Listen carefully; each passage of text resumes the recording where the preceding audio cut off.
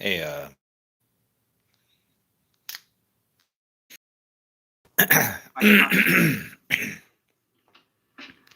Tell no one, actually. And if you here for the day, I fly around the country testing the readiness of troops for combat. This is a strictly confidential test.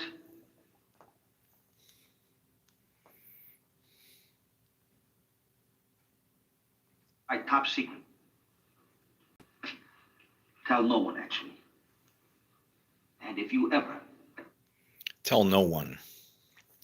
I want you to tell nobody about me because it's getting very close to where I gotta go. I need to part ways and get away from y'all because y'all is corrupted. Y'all is sitting on a bad pile of rocks that's about to go down. I don't want to be here when it does. So that means I've only got one way. I'm like the rest of you folks. I only have one way that I can leave. So that's my plan. I'm going to leave. I'm going to leave.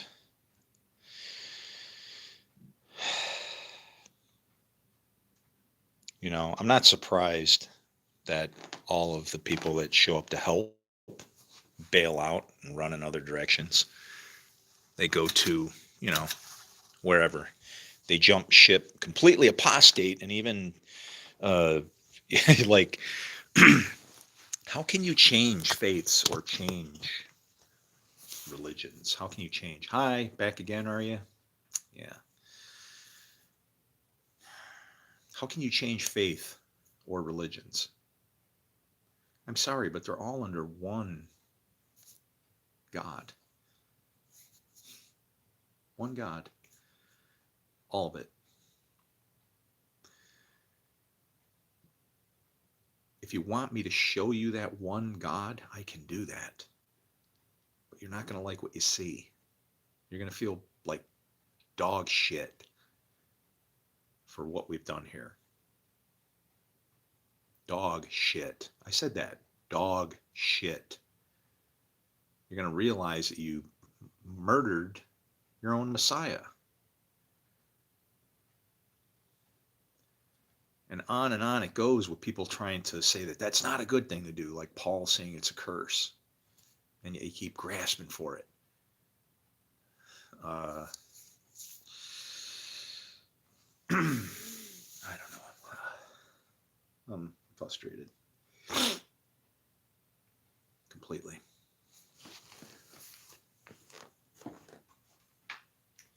And I feel terrible because there's a part of me that's like, you know, is this what my life is, my purpose of my life is for? To come to this place and try and be of help, show some love, explain the tragedies of a misunderstood book, and then I get railroaded, stomped on, mocked, laughed at. I don't know how to reach people. I've tried everything. I've wagered everything and anything that I have rights to wager, including my own soul. Would you risk your soul to reach out to people that you love? I'll do it all fucking day long because it's the only right way to live. If you're not willing to risk your own soul to love somebody else, you're not worthy of our God's love.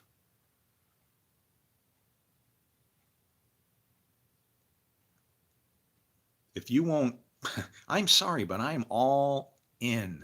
I'm sorry you can't feel it because it's only, you know, a centimeter wide and 3 millimeters long. But I'm all in.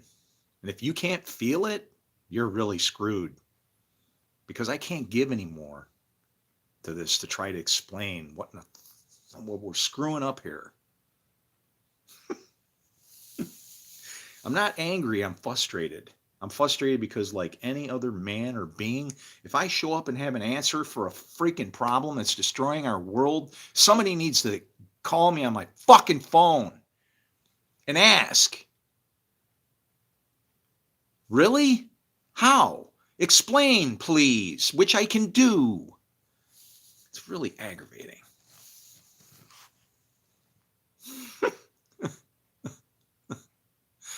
Yeah. You want to know how I feel about this beard? What do you want to see me do? You want to see me take a fucking scissors and just chop it off right there? No. When this face changes, you're not going to be able to find me because I'm going to make sure I can do everything and anything just to stay away from anybody that wants to come to me to ask me any questions about a book that is destroying our world. And within the book, it even warns of such a thing. The great sword that takes peace from the earth. Congratulations. You executed the only person who could explain how a book can ruin a world if misunderstood.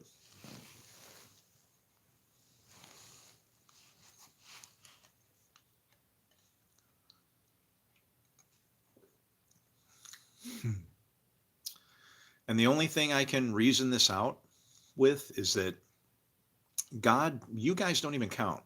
You're nothing to me. You're not even real. This whole thing is just created just for me so that to test me to see if I will grind myself to the very end and prove myself worthy to escape this death place where the dead live. Yeah, Jesus made it out of here. I'm going to be number 2. And I'm probably going to be the last. I don't know how that works. Prophecy has to be fulfilled. So the last will be first and the first will be last. I'm first. I'm the guy who took the apple from my wife and I bit into it and I ate it and I was happy about it. You know why? Because if there was nobody in this place found fit for me and she's about to die and go somewhere else, I don't know how that works, but guess what? Give me that thing because I'm going with you, babe, because I love you. I love you. And if you die, I'm going to die with you. Because how can half a man live? I'm going to die without you. I might as well take up that apple and just go for it. You already ate it. I didn't realize that she could eat it, but I couldn't. Interesting. Wow. How jealous can a jealous God be? Let's see. I form light, I create darkness. That's the components of a war that we've started on this planet. Do you realize that? Between light and dark? These forces are at war with each other. And yet Isaiah 45:7 clearly manifests and points to one single source for both of those forces. The Lord God, who is a man of war or a God of peace. I form light, I create darkness. I make peace, I create evil. I, the Lord, do all these things. And if you can't reconcile it, I don't know. You've taken our God and chopped him in half, and he's going to get back together however he can. Trust me, like a starfish. You'll just get millions of gods. And that's what's basically happened. That's what you are. You're a piece of God, if you can believe it. His spirit got breathed into you. You became a part of his body. You're expected to live as such, to represent, and to honor him. Is that so hard to do? Not really. All revolves around a 4-letter word called love. And if you know how to love people and you place their needs, somebody's basic needs, sustenance, food, clothing, and so on, aren't met, and you're standing in front of them and you have what they need, you have failed, and miserably. I can't believe the state of this place. You know, a pandemic shows up and somebody hasn't answered what to do about it. Nobody can hear it. Why? Who can hear? There's too many cooks in this place. The cooks are all going to die. It's the cupbearers that are going to make it. Are you a cupbearer or are you a cook? Do you start aggravation? Do you see God working when you look at the news and see all this stuff getting blown up and destruction? Do you see good happening? I do. When something gets blown up, that's good. Why? Because it happened. And God allows only what is good to happen. But that looked like it was bad. Well, then I'd say that your eyes are open and you're looking at the tree. You don't understand what you're talking about. You're part of the problem. This bad that goes on is to teach us not to do it. Right? Those who kindled the fire were destroyed. Keep stoking it up. Keep making it worse. And it's going to come back to get us. It is already. It has been for 2,000 years of patience. When heaven gets rolled away like a scroll, you want to know what it's going to look like? Here, this is heaven being rolled away like a scroll. This is the Torah. There's heaven. See you later. Don't profess a God and his word, his holy word, and expect that you can dance around it looking for places to hide in the rocks so he can't get to you, where he can pass behind you and you won't be affected. I'm sorry. In front of you, behind you, upside you, in you, out of you, you are affected. Wars that are destroying our planet because of a misunderstood book. I don't know. How much are your eggs? Are you able to get everything that you need cheaply like you were before? Except for what? The oil. The oil always will flow because the oil is the spirit. If you could understand this book, you'd be like, what? It'll peel your skin off your bones when you know what the truth is and you read it and you can see what it's saying.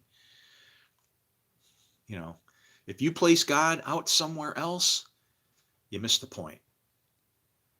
He doesn't exist unless he has a place to dwell.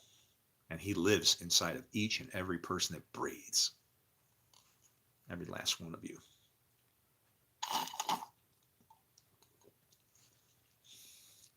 Have you ever tried to push out a stubborn fart to spew a little hot diarrhea into your underwear? Oh, yeah.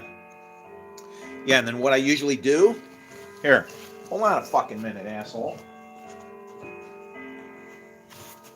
Then I usually take my underwear off and I look in the crotch, you know, like right in here, and I give a good sniff. And that really doesn't have what I need, you know? So I should probably instead go looking for something better to eat, okay? I should go in here and let's see. How long has this t-shirt been on there? I don't know. Who cares? Let's see what we got here. That's an armpit. Lovely. Oh, okay? Get off my channel, asshole. I've got a job here to do. People like you should be destroyed because you're useless. You stir up and enrage people, and then they go out and cause trouble, and then you point the finger at me, and you forget why that person became upset. You want to know what anger comes from? It comes from hurt. It comes as a protection device. When you see somebody that's aggravated and pissed off, maybe you should think about what upset them instead of just seeing somebody angry. Maybe they have a valid reason to be upset. Did you ever think of that? You're useless, and you shouldn't be allowed to procreate. You should be made a eunuch so that people like you and whatever genetics it is that created you can't exist. Loser.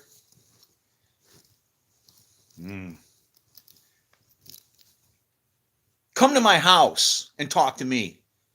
Okay? With your comments, your weak comments as you hide. Don't hide. You have nothing to fear from me. I'm telling you the truth. You don't like it. because it's a truth. We have a dead man on our hands. His name is Jesus Christ. And he was a man that happened to have the Spirit of God inside of him. Well, gee, that kind of levels the playing field, doesn't it? Because I'm just a man too, same as you. Where's your spirit come from? Do you realize you only get two choices? Your spiritual father is either God or the devil.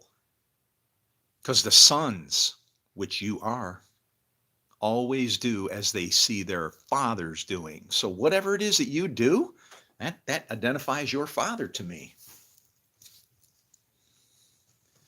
It's that simple.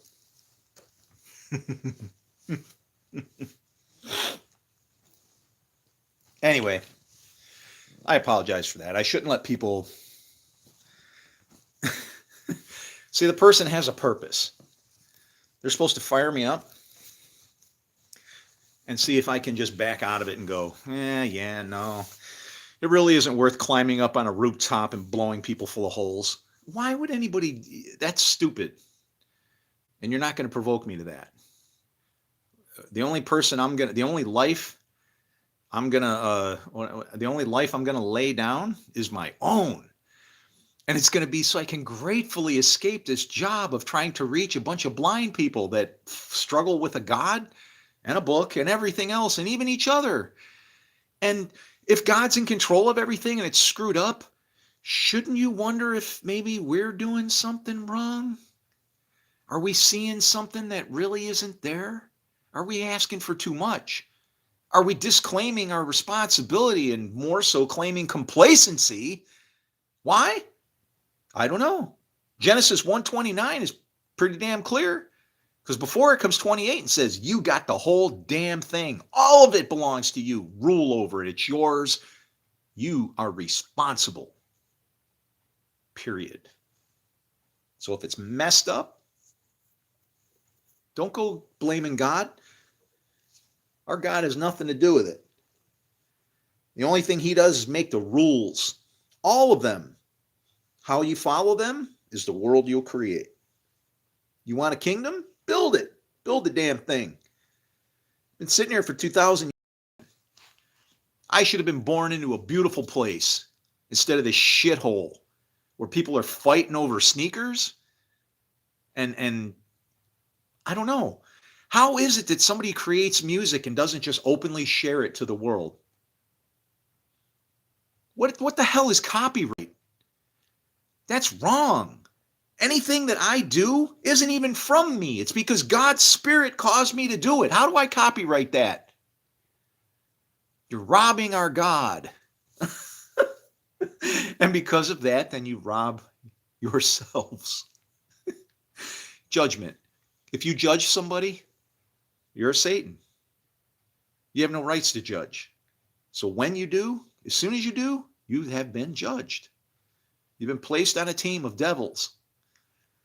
The other team, that's where I live.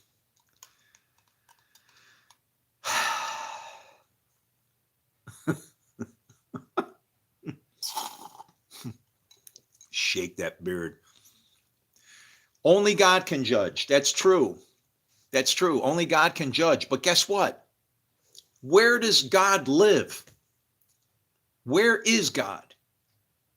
If you're looking at me, I know you can't see any God in here, but he is. Otherwise, I wouldn't be able to breathe. I wouldn't have the breath of life. I wouldn't be alive.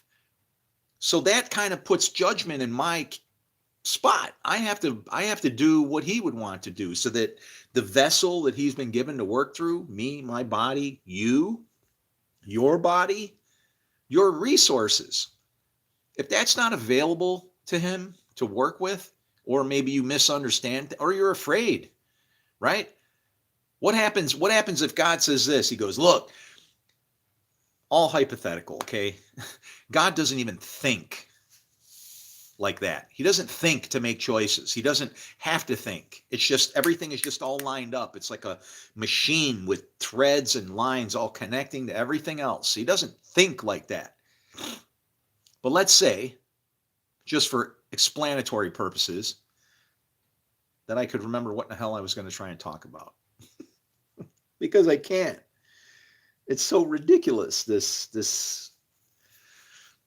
so much foolishness to me to watch people battle over words on a paper that you don't change the words by fighting over them. Do the words mean anything? The words are truth. They say simple things like, if you mess with your neighbor's wife, he might get upset and try to kill you. Or whatever they say.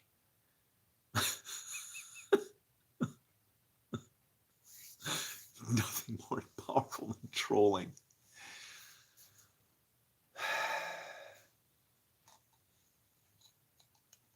You want to know what's nothing is more powerful than? You. And you want to know why? Because the Spirit of our God, the God of the universe, lives inside of you.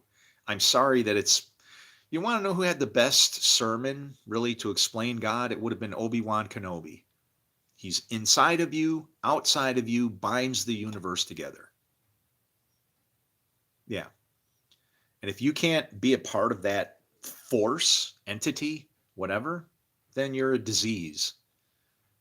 You're a disease not because you want to be, but you're an adversary, potentially. Now, there are people that have the laws written on their hearts. They automatically do what they're supposed to do. Do I need to address that person, talk to them, try to convert them to my quote-unquote religion so that they can follow God? No. If that person is doing good, then they're doing the works of the Father that I serve. Why would I bother that person? No reason to. The person's fine, doing absolutely good, all on their own. Because they're not on their own. None of us are. The spirit that dwells within that person that is doing good has already caused that flesh to do what it's supposed to do. And doesn't even have to name a God in order to do it. Is that wrong for that to happen? No, because that's irreverence justified. That person that's doing that is serving a God that they don't know. But they're still serving, aren't they?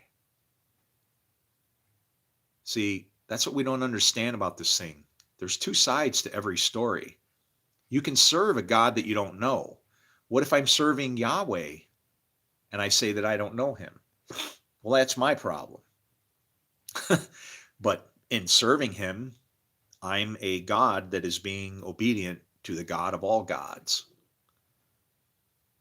And when I call myself a God, don't think that that's any big deal, because Jesus put that on us. Jesus said, quote, if he called them gods to whom the word came, why do you harass me for saying I am a son of God? We're all sons of God.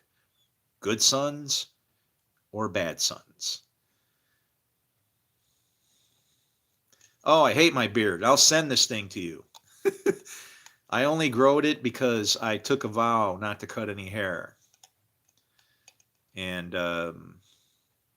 yeah, I'm begging our God to bless me with cracking open this junk box of tragedy that we've involved ourselves with.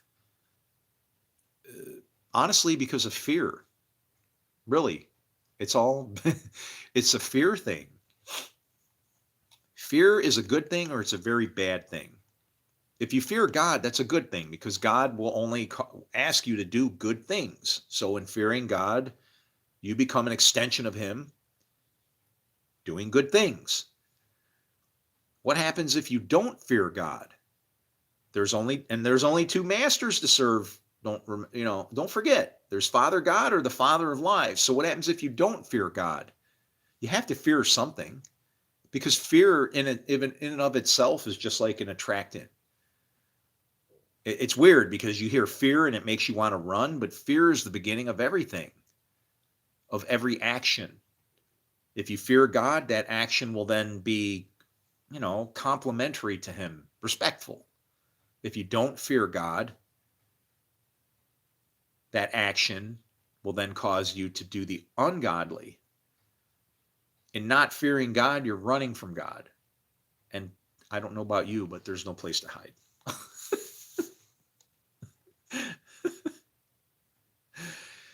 Nice soup strainer, crumb catcher. The fear of anything. The fear of anything is the beginning of wisdom. All wisdom is proven knowledge. That's all it is. But there can be bad, people think wisdom just means good, positive. That's out of line. That's wrong, right? I can stick my hand in a fire, burn the shit out of my hand till there ain't nothing left. Did I gain wisdom? Yeah. Don't stick your hand in the fire. The thing is at what cost did that wisdom come? See, our wisdom's already planned out for us. It's already written down, right? It's, comes out of a book, and you look at it and go, yeah, probably a good idea not to steal from my neighbor or mess with his wife or whatever, any good things that are in there, right? You go in the other direction, you get what you got coming. It's a wonderful, it's our God is leading us at all times. He either leads you through a staff, you follow along, you do what you're supposed to do. And but here's the thing, even if you don't know what you've done wrong, he'll still correct you on it. In other words, if you've done wrong, that's a sin, known or not. Sorry, Judaism 101. There's sins that are intentional, there's sins that are accidental. And you have a different response to each one. If it's intentional, you want to know what I do? I just step away and go, okay, you are now fighting against God, and I'm going to let him teach you. I'll just sit over here like this, hands off, and go, you're going to learn. You are going to learn. I promise you. And Gamaliel knew that. There's times when, what do these people want to do? We should get those men. We should go take them out. Let's go kill them. Right? They wanted to go after the disciples. And Gamaliel's just going, well, let's see. 101 says that killing is bad. Only God should do that. I think we should just leave this situation alone and let God decide. Because these people are claiming to be of God. And we better not discount that to nothing, because there's a lot of instances where we don't, quote unquote, understand God. Even David. You want to know what's special about David? The damn criminal who murders his own guy, sets him up and steals his wife. Oh, King David. Loser. Loved by God. Loser. You don't go killing your friend. That guy had so much, Uriah had so much allegiance to David. 700 Club. David, the loser. The only thing for David was he was blessed. When you're in a specific house, don't think of these houses as bloodlines, okay? Being in a specific house is referring to God having a temple, and this temple runs on love, and you're in that house. So you're in the house of this. You do not stray from the law, and you know that God always prevails and is always right. So you're in the house of Benjamin, because you know the right hand always is raised, no matter what. Though that's what these houses are. David, the things that he did,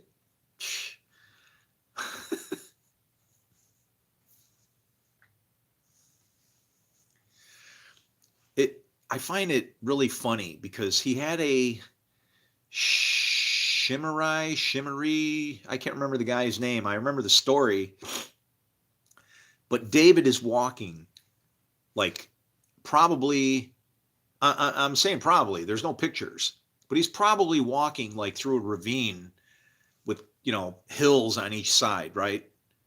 Maybe I don't know how it got there. The earth split and opened up, but he's walking down here, and Shimmerai, or whoever this guy is walking along the hillside up above him, pissed off. And what's he doing? He's kicking dirt down. You kick it off the side and it creates a little avalanche, and rocks and junk are falling and whatever. And this guy is giving David all the shit from hell, just rebuking him.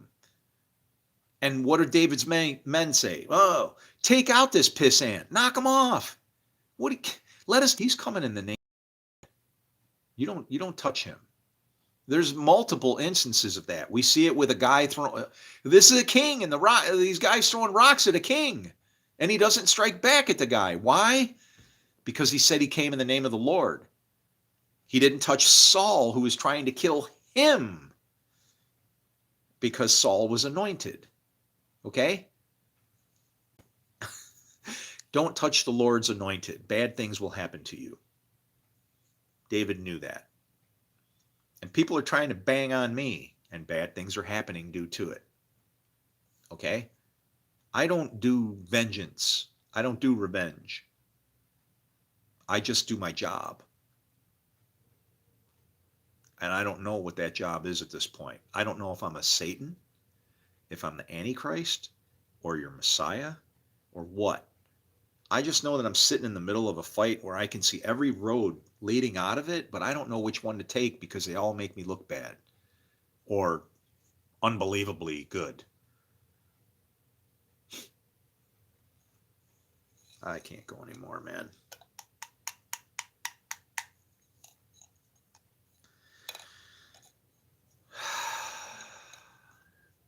This is what Jesus was talking about. Men will seek death and not find it. And it's like, my own would be welcomed. I'd be like, okay, I'm out of here. Good, I'm done. I don't have to, at least I wouldn't have, and if I wasn't awake, I wouldn't have this fear of God just constantly tormenting me to keep trying to help or do what I do, whatever that might be. Whatever it is he's causing me to do here.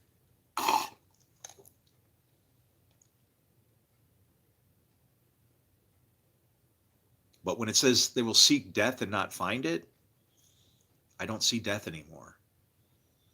I don't see that the wages of sin are death in the same way that other people see it.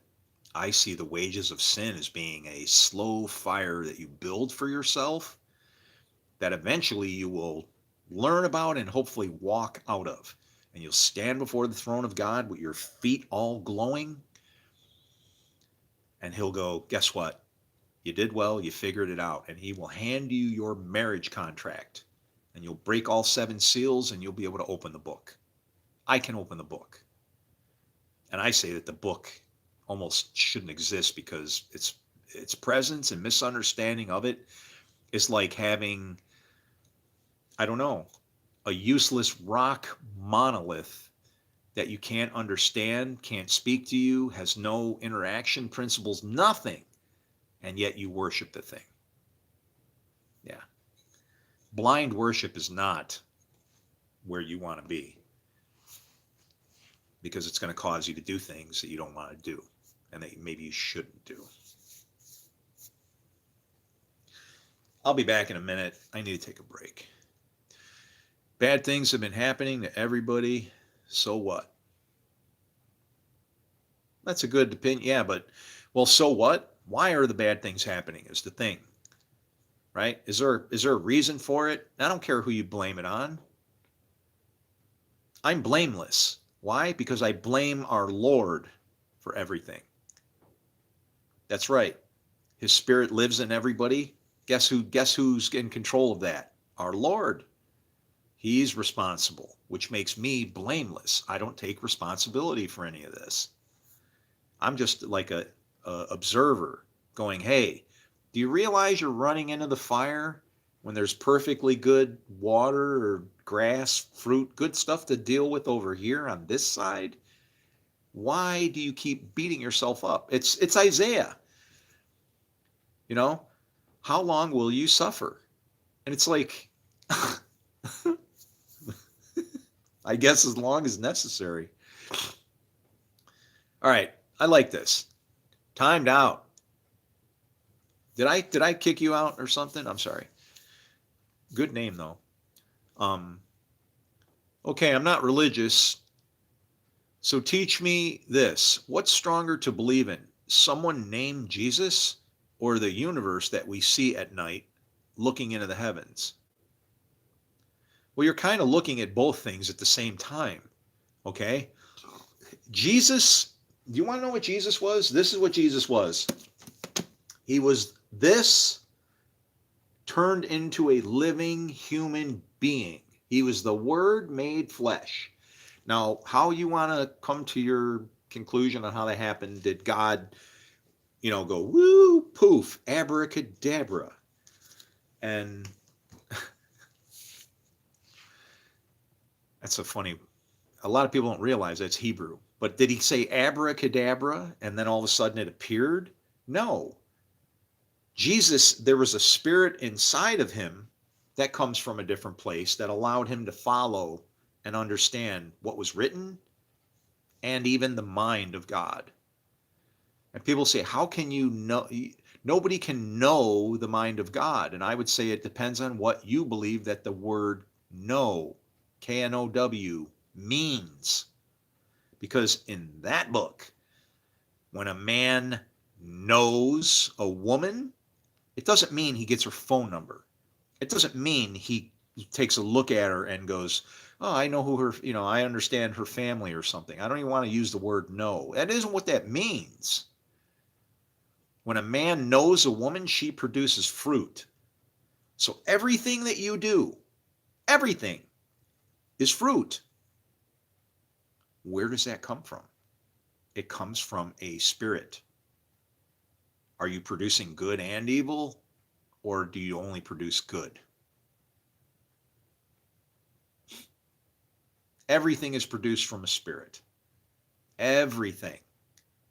That's the other side. The is that is not and yet will come.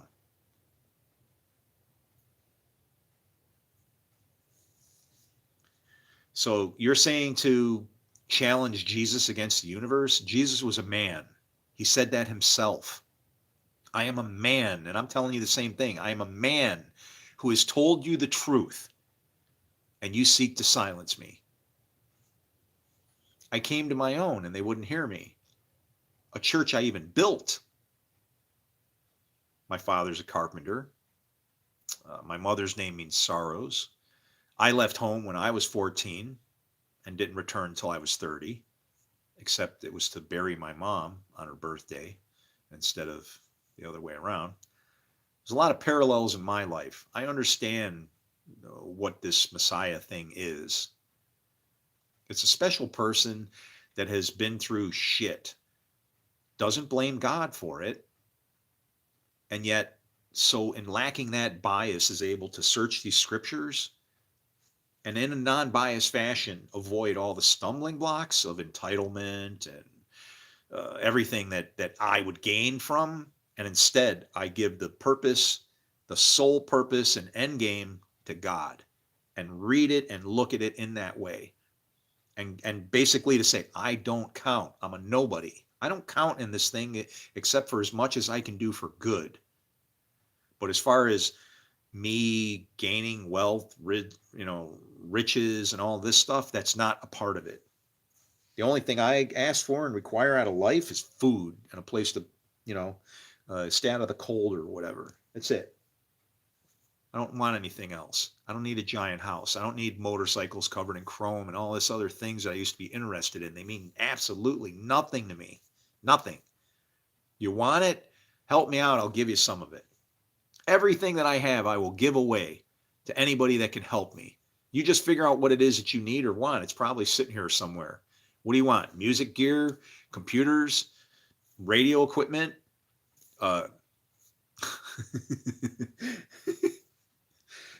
you want to be able to build anything that you want to be able to build? I'll just put it that way. Come and see me. We'll get it. We'll put it in your hands. The only thing that I ask is you get me in touch with the theologians, people who are running this shit show, so we can put it all on the table and be done with it.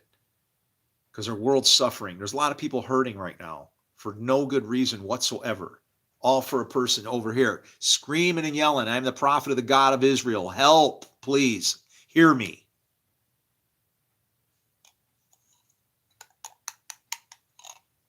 I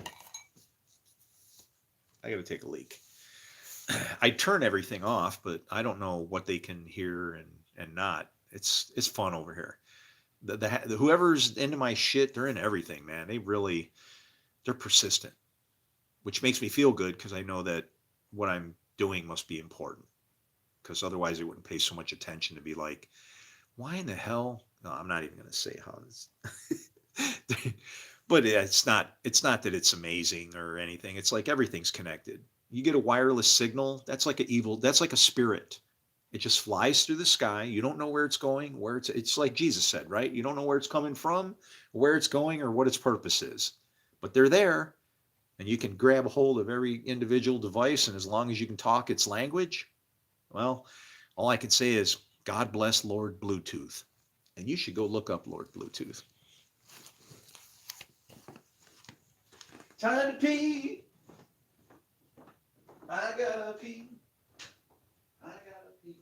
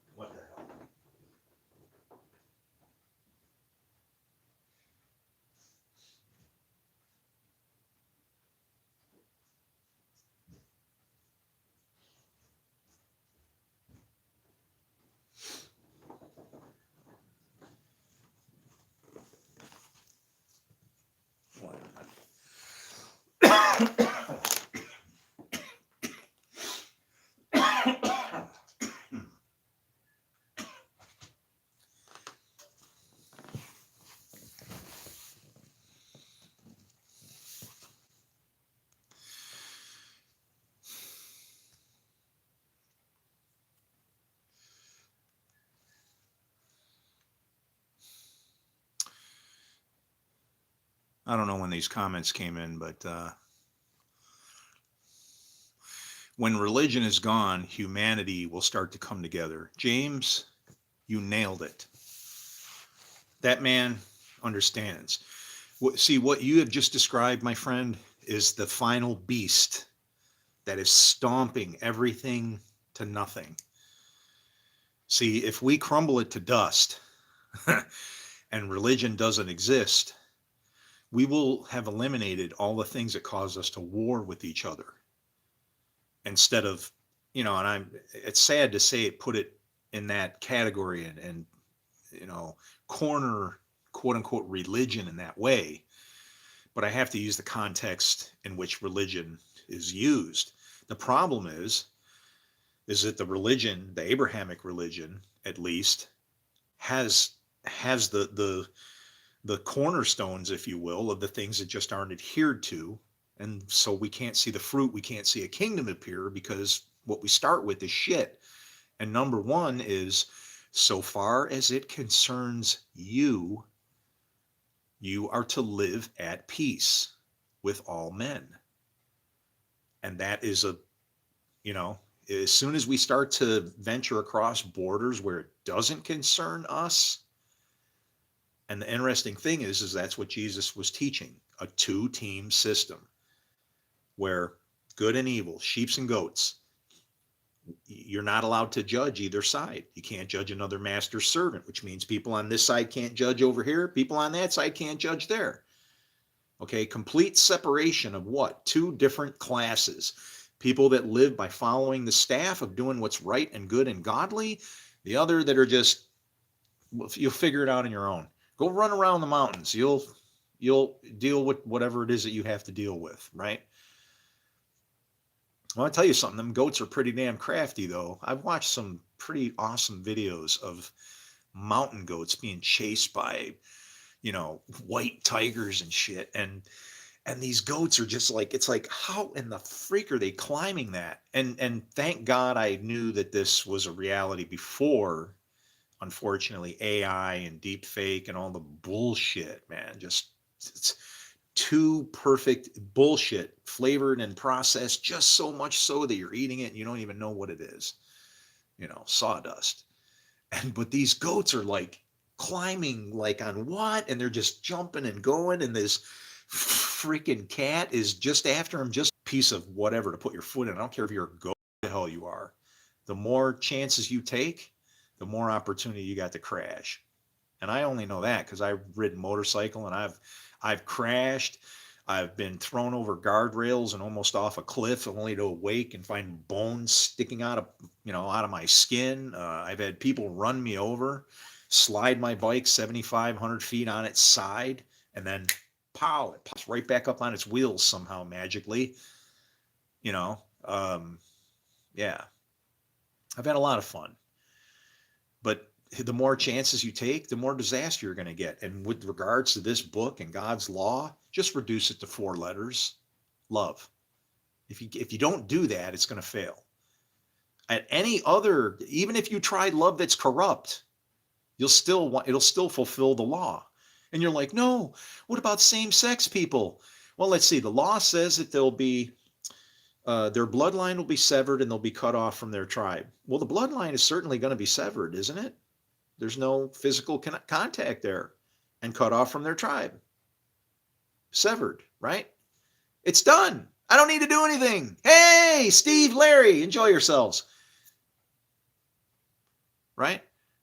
They can't, they're like trees that are planted in places where nothing can come from it. So the law's fulfilled. I don't have to do anything. I don't have to go out and start up. That's putting the key into the gates where the abyss, and opening up, and all the shit comes out and starts flying around. It's instead of hitting that tree 2 times to see what falls out for good and what falls out for evil, and then the rest you go, look, that's yours, Lord. You're working with that because it doesn't have a name. It doesn't have a title yet. When I name something, I don't call you Larry or Joe or what or anything. You're either good or evil. If you're good, get on with yourself. If you're evil, I need to help you out. It's that easy. Good and very good.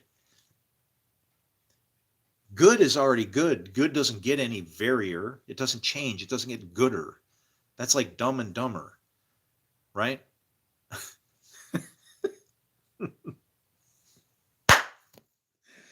Ay, ay, ay. And if you do not think that the Hebrews have been all up in our entertainment industry, well, then you're out of your mind.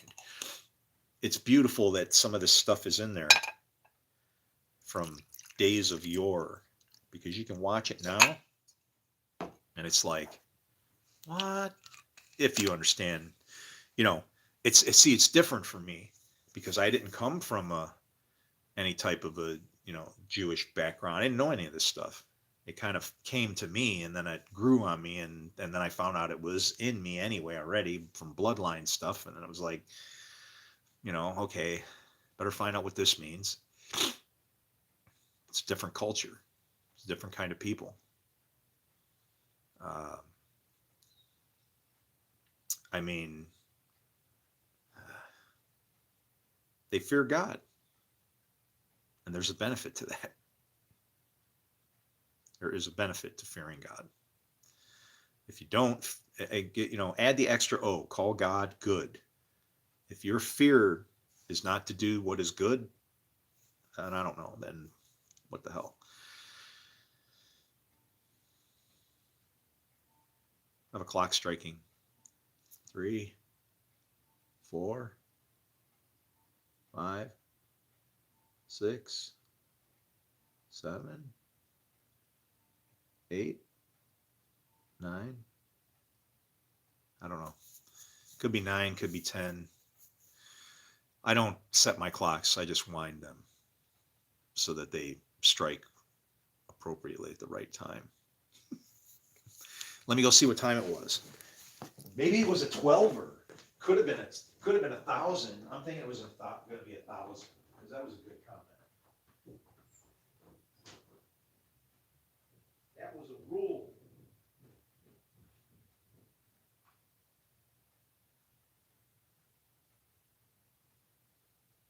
Yep.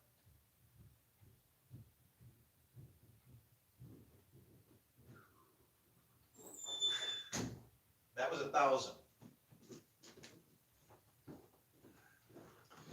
Because that was a rule we were discussing. And the funny thing is what we were just talking about. It's like, it doesn't matter if I've forgotten it for the moment because it was true. Wait, we're just talking about who? Peace. Thank you. Sometimes he just takes things away. It's like, whew, get it off of you.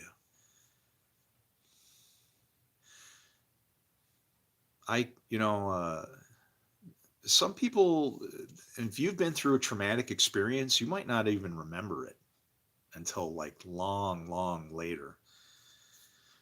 That happened to me. I had something really bad happen to me as a kid, and I didn't remember it until I was, I don't know, 30, almost 40 probably. How old was I? Or was I 50?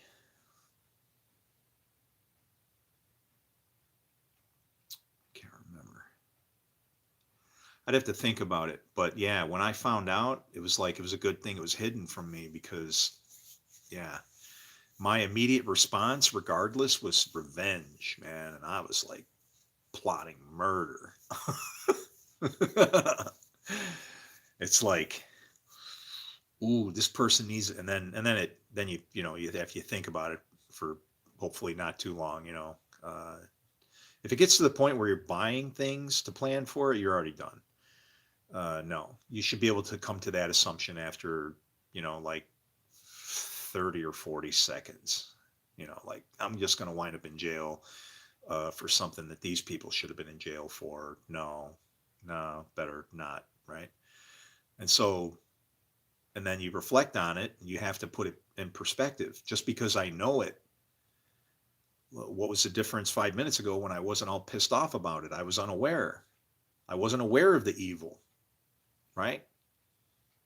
So it's kind of like once I saw it, did I let it drag me in, sin crouching at your door kind of thing, and trying to suck me in more into it, or do I just go no? And that's, obviously, obviously. And I mean, as far as capability, oh yeah, man, dude, I was in the Marine Corps. That's all. That's what they taught us how to do. Uh, it's funny when I get pulled over and a cop walks up to the car and is like, "Any weapons in the car?" And it's like, and I just want to look at him and go, "I don't know. What would you like me to kill you with, officer?" I can break the gear shift off, and slam you across the neck and have you looking like Frankenstein with a gear knob hanging out your neck while you're pumping out. I can, I could take my fingers and jab them into your throat and hook under those collarbones. Holy shit, there's a lot of nerves right under here. See this little thing in here? You jab in that shit and hook underneath that collarbone. That mother, whoever that is, they're gonna wish they knew anti-gravity techniques because they will want nothing but the pressure from that relieved. Oh, it hurts. I've never had it happen, but I've seen videos maybe that you shouldn't see about it. Training is training. What do you think they train you for in the military? You're a killer. You're a murderer. Your job is to go out and kill. Okay? That's what your job is. I'm a government assassin. That's all. Patriotic? Morals? No. No, no. Those things don't come into play when you're a fighting man because there are rules. Like, let's say he says, see that little tree there? Yeah. I want you to just lay down fire, heavy as you can, right up to that tree. Just don't cross the line. Because the guy who's standing on your left with that same buoy out in the distance is going to be running at that buoy. And people are going to, if you even get up and try to even get in line to get a shot at you, you're probably going to get nicked on the other side. But, that's war, right? But that cuts a path for that person to go. When there's rules, you follow those rules. That's what the military did to me. I'm a rule follower, like to the end. I don't care if it's my death. It was the right thing to do because ultimately better will result from it. There's times when you should give your life. And it should be as often as you can. Just saying. I don't know how you feel about it. I want to die with my life have been meant for something. So I know that my God will vindicate me. I will either be a very big blessing to this whole planet or the biggest curse ever to hit it. And all because I was mocked. Because I see how God works. Everywhere where you deny God and don't follow his rules, somebody coming to you, I'm a stranger, listen to me, you got to listen to me. I come in the name of the Lord. Go ahead and write that person off and watch what the fuck happens. I did say F, didn't I? Oh, I forgot some of the other funny things about me. Looks like a sheep, speaks like a dragon. I was born in 1964, the year of the dragon. Hi. I actually have a dragon tattoo on my heart. Or over it. There you go. There's the real deal.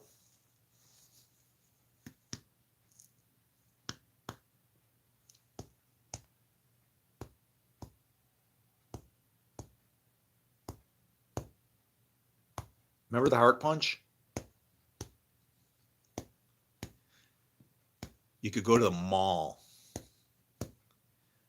and you could sit there and your friend would stick a quarter in the machine and he'd put his finger in the little thing and you'd watch the heartbeat in there. And then you'd go, heart punch, boom, and you'd drill him in the chest and you'd watch the thing flatline. Bleep! We were crazy. That's being a giant.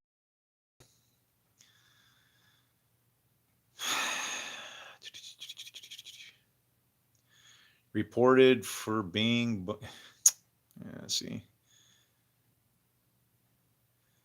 blah, blah, blah, blah. Yeah. Get the oil, huh? No, you guys are going to get oil and all that you want. What I want to see is you try to drink it. That you're going to have a problem with.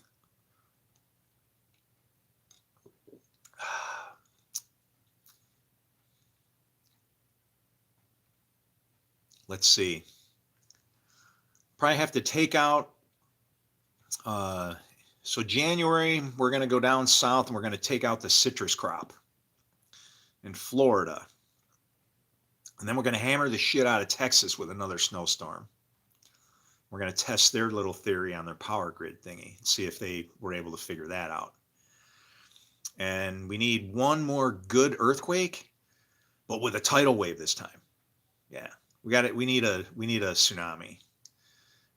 So that's probably what's on our horizon. Just guessing.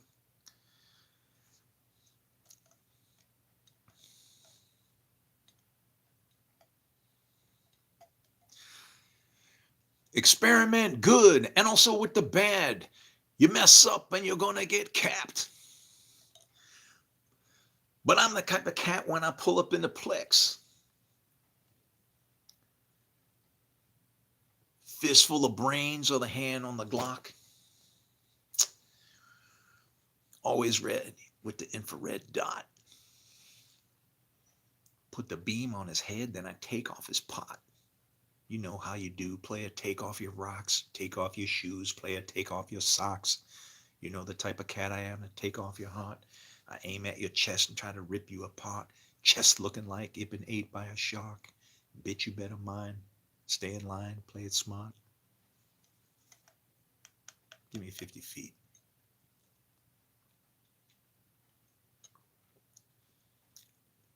Hebrew, believe in Jesus. Airstrike Christ's place in Jerusalem. Oh, no. Don't ever ask for any of that stuff, man. We don't want bad to happen to people. We just want people to open their eyes and start figuring out that you can't get away with being mean all the time, right? You're only so tough. You're going to get old and wear out. It just happens, right? Even the toughest of tough people, like, you're going to wear out, you're going to get old, and then you're going to fade away. All you're going to leave behind you is just memories of people wishing that you never were. And what happens is what you want to not be won't be. So it disappears. History starts to even change. And I don't know. Like I said, the times we're in right now is that final beast is stomping what's left of anything to do with faith and whatever. Like, I look out there and I read Revelation. It says people will say, well, where is your God? And I could effectively say that right now because I know that our God exists in us. So when people are out there saying, where is he? Is he coming? Where? And it's like, dude, go look in the mirror. What part of this, are you? Right? This kills me. Complacency it drives me nuts.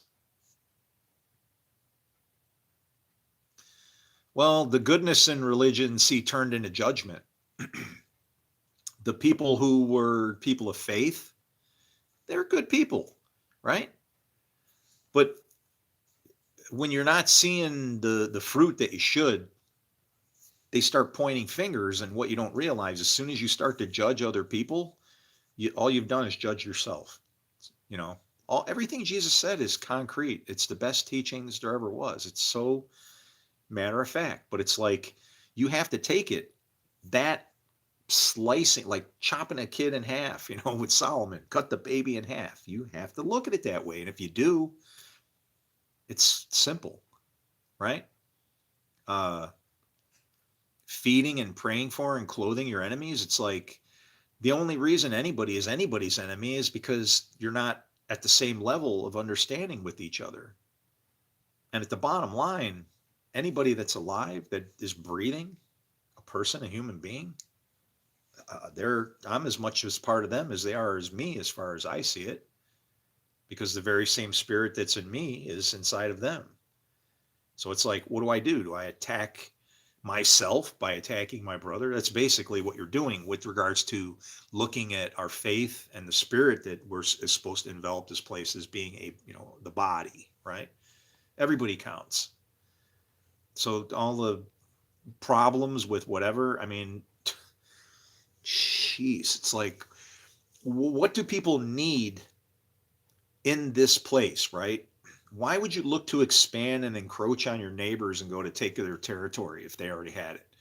If they want you wiped out, I'd say, you know what? If I'm happy with what I got, man, I would just build their stuff up to where they wouldn't want mine.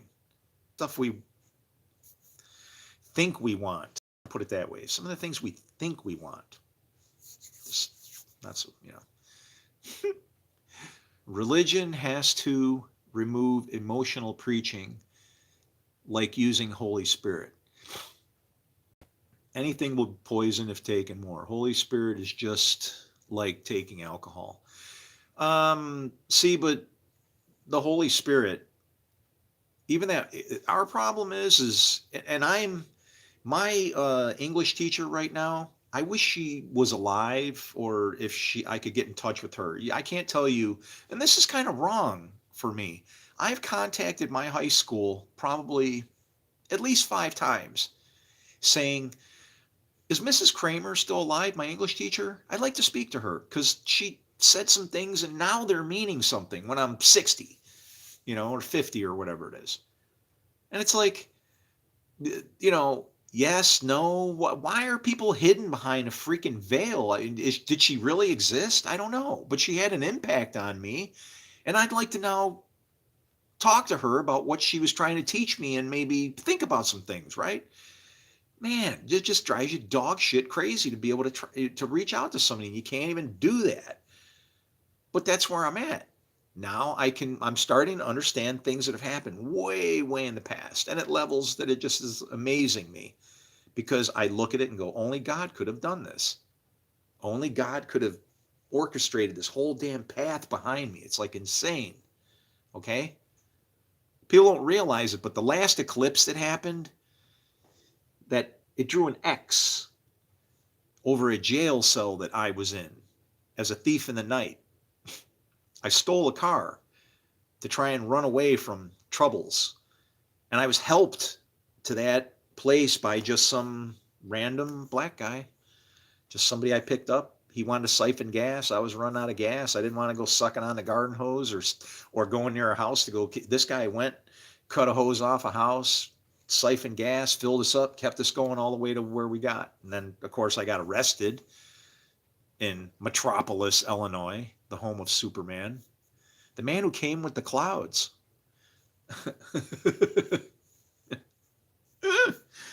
It's almost as if my life is almost like it seems like some kind of a mockery or a desperate attempt from our God to say, look, I'm trying everything to like get your attention, but this generation just won't see a sign, and it's like, well, I've seen it.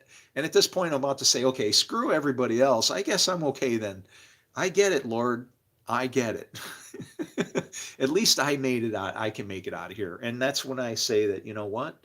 Is it not possible that God didn't design this entire thing?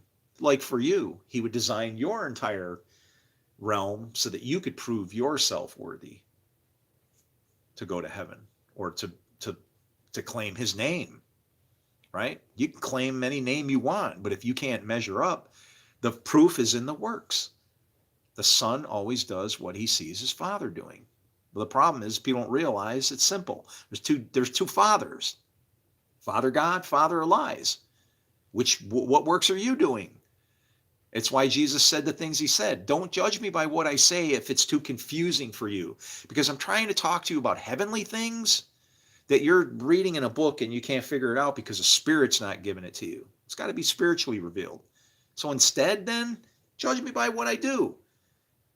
And that's where I tell people, look, proctologists, FBI, government, come pick through my ass. You ain't going to find nothing but whatever it is I ate and whatever it is I ate before that. It's like, I got nothing to hide. And to sit here and scream and beg for any theologian to just give me a freaking phone call, you know, you know what I want to know when my hopes really were risen? Mike Heiser, because he responded to an email and he said, all he said was, "You resonate with me." That was it. And I'm like, okay, cool. Resonate. That sounds good. This guy, he'll understand this because he thinks on the fringe. He goes to the edge and reads the script, takes it from a context of those times. Think like they did back then, which is weird because I mean, and all that takes is you to be a lawyer. You have to think like a lawyer or a judge. That evidence didn't exist. I can't consider that. Here's where it gets difficult. Depending on how expansive your mind is, and mine is very, I'm not going to at which I can think things and more so and eat. Wow, my IQ has probably doubled since I have figured out both sides. I would say probably because some problems you can figure out from reverse if you know what can't happen or something. You know what I mean? And that to me now is just like it's like my thought process is like plasticized. There's every thread connects to everything else. When I read scripture, I'll come across one line in something and I'll tie it to like it's as if it's almost as if it's like stepping on a tomato, squash, and the thing goes splat, and then every direction that it goes in, I follow it and I can see where it's connecting over here this way and connecting over here in that way and connecting over here in this way. And all those ways that are out there, they all seem like they're different. But what's the thing? They all root at one central core. And so when you can take all that diversity and merge it to the singularity, you can start to see how truth forms. But you can't see it unless you're looking at it trying to find truth. If you're out there looking for God further out, you'll never understand it. You'll never understand what Jesus was teaching about the body, about being one body, one mind, one spirit. Okay? At what level you want to achieve that is up to you. Is it a unity, camaraderie, patriotism? I give a shit. One world government? Yeah, exactly. And what do people say? Oh, one world government. They freak out. And it's like, guys, that's like a heaven type kind of scenario. It has to move in that direction, whether or not we create it or make it what it is. Here's what the problem is. We are getting ready to build a tower. The only difference between Babylon and us at this point is nothing. Mystery Babylon just is like, it has a question mark on her forehead because it's like what are we going to do? You know, it's like, isn't claimed yet. It's an unclaimed state. But when they built that tower in Babylon, it's kind of interesting to me that what did the Lord say? If man continues in this way, nothing will be impossible for him. Right? What does Jesus say? With God, all things are possible. What was being said there in Babylon then when the tower got torn down? You are gods. Okay? I'm getting rusty.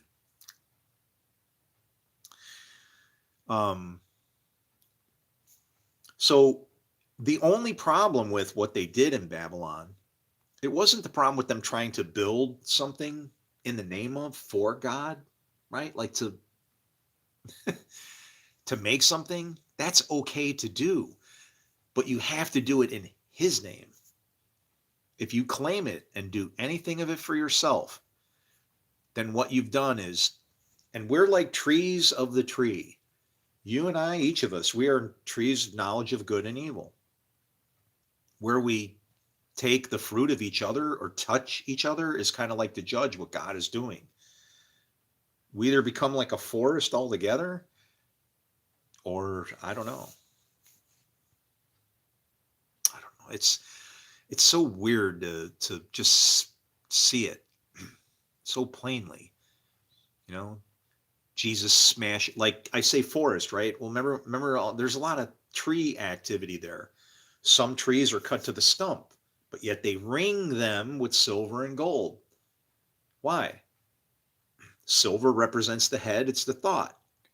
Or I mean, gold represent woo, gold represents the head. See, I just made silver as gold. You're saying, um, gold is your thought process, right? You're kind of planning ahead before it comes out and actually, causes trouble, right? But this also counts too. The silver and the gold is his. So that stump that gets cut down with those two rings is to say, you know what a ring is, right? That's Galilee. That's Galilee. So when Jesus was coming from Galilee, it's talking about a circular thing, a community, unity, where the end connects to the beginning. It's more than just reading a name of a place when you start seeing all these names in Scripture. The biggest one to give you, this is a gift, okay? This is like cutting out both kidneys and telling you I love you while I sing my last song to you right before I die. Okay? Jerusalem. Jerusalem means teaching of peace. Okay? Don't think of it as a place. Think of it as the law creating a place where you will exist if you follow that law.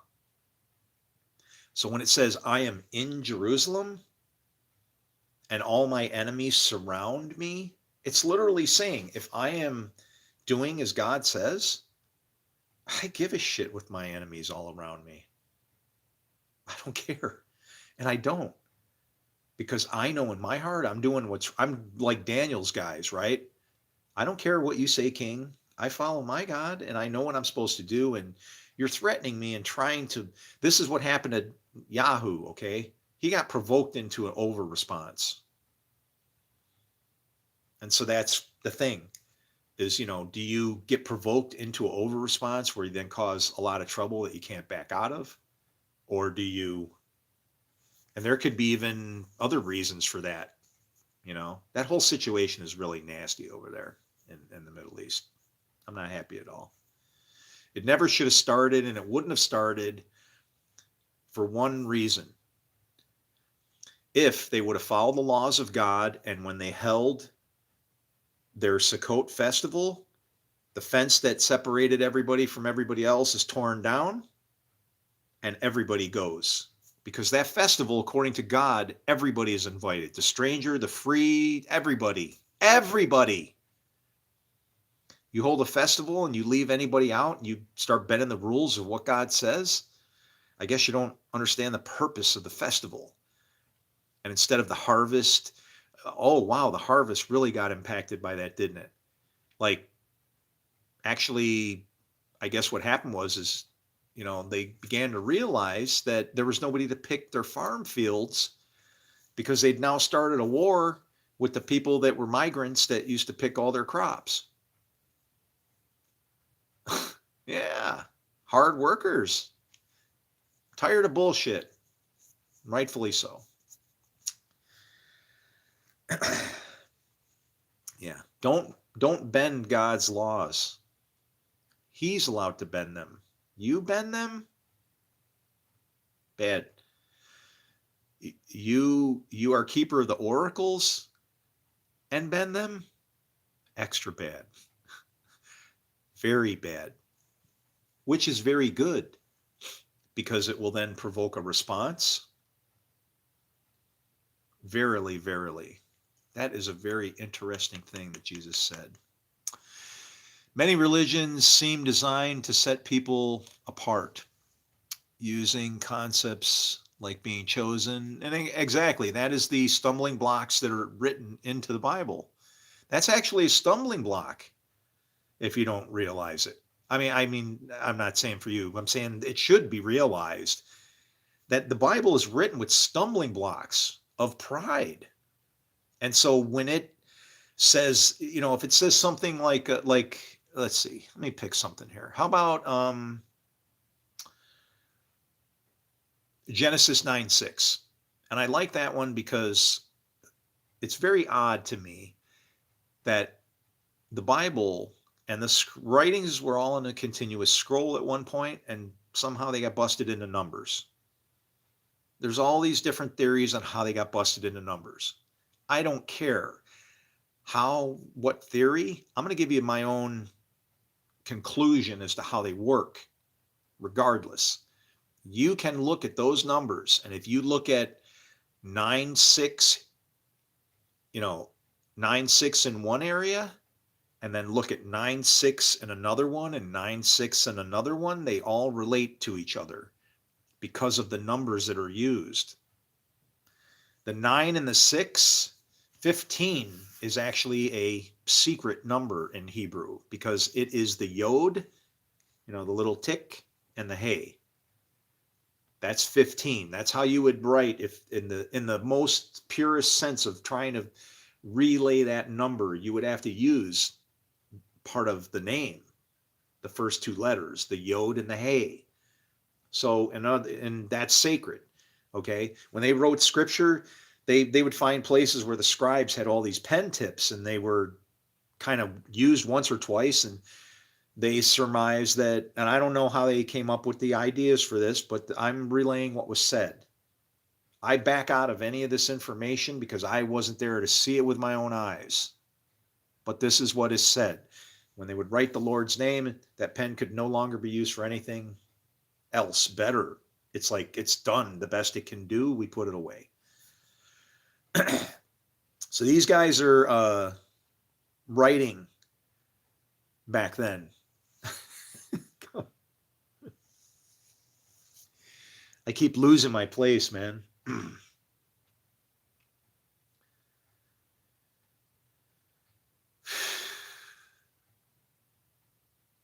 I feel like I'm being called to abandon ship, and it's really hard to do.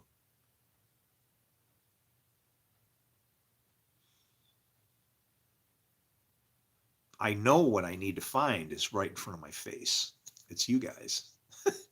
But if I can't get somebody to just kick this process off. Do you realize what happened at the wedding in Cana? I mean, a lot of people don't realize it, but do you want to know who started it, who really got the thing going?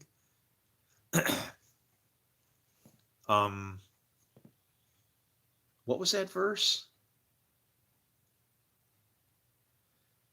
Was it 3:7?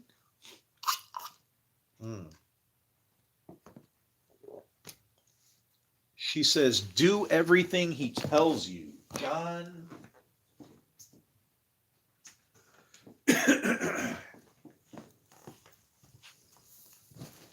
John 3:5 maybe? Let's see, John, because that would have a Trinity and grace in it at the same time. So let's see, John 3, no, that's Nicodemus. Clears the temple, first disciples. Where's that wedding? God bless the subtitles, huh? I wouldn't want to sit here reading through this whole thing, and I can't remember the numbers now. Let's see.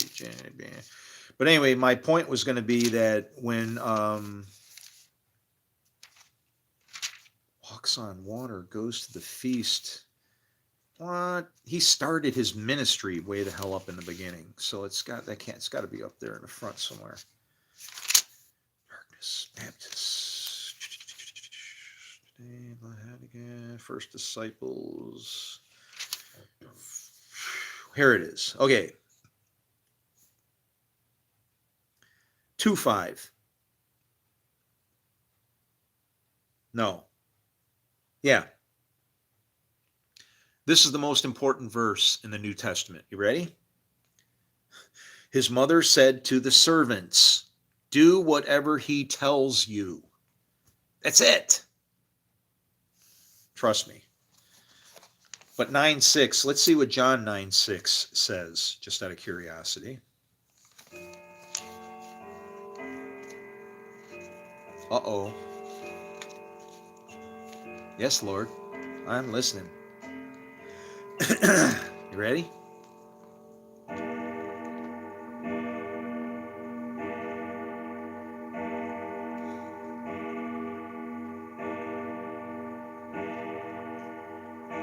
I'm never going to forget this verse. You want to know why? It says, having said this, he spit on the ground, made some mud with saliva, and put it on the man's eyes. And you want to know what? I have not spit on the ground since I was saved in I've not spit nothing on the ground since 2007-ish, maybe somewhere in there, since my walk. Definitely since 2009. But holy crap. But 9:6, if you look, for instance, if you how what we were talking about was how we misinterpret it, right? Genesis 9:6.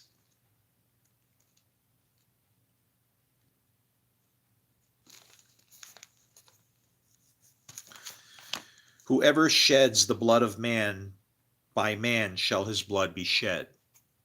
That's the end of the verse, right? No, no.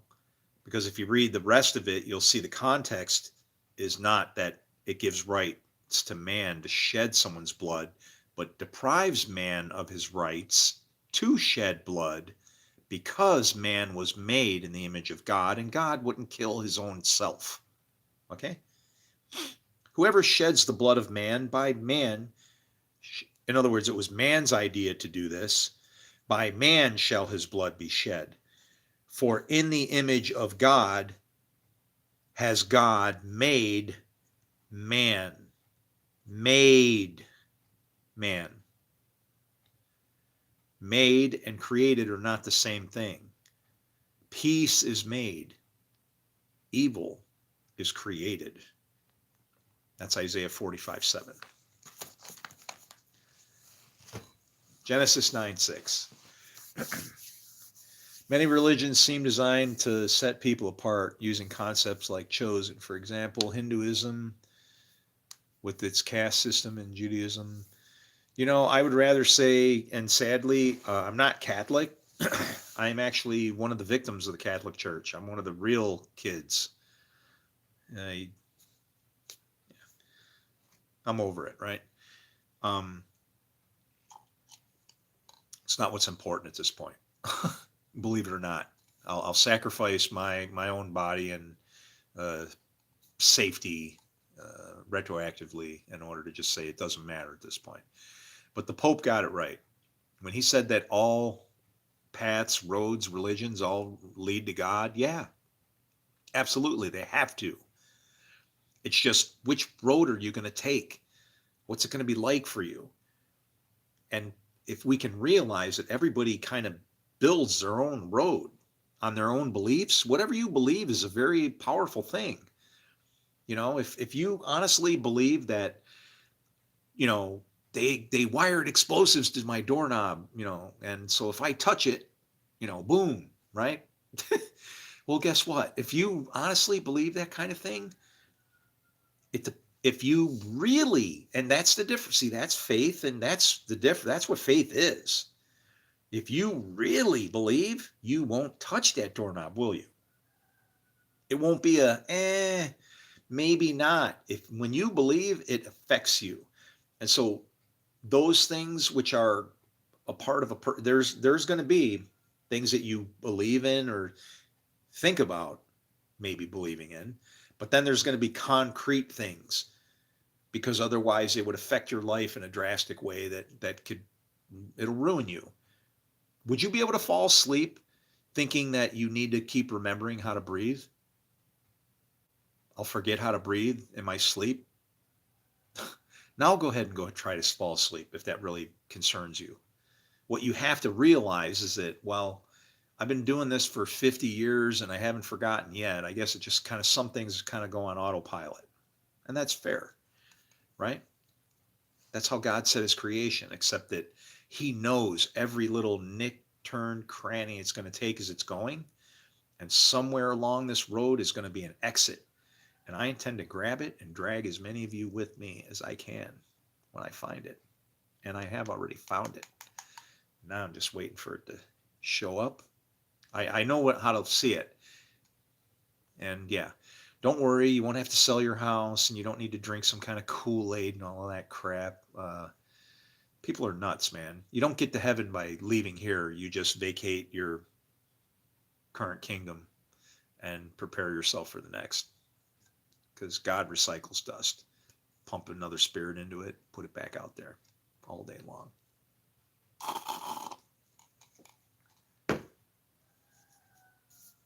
The rooster crows. The rooster croweth.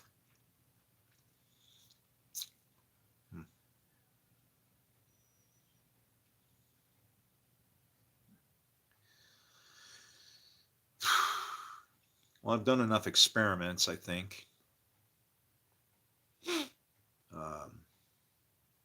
Yeah.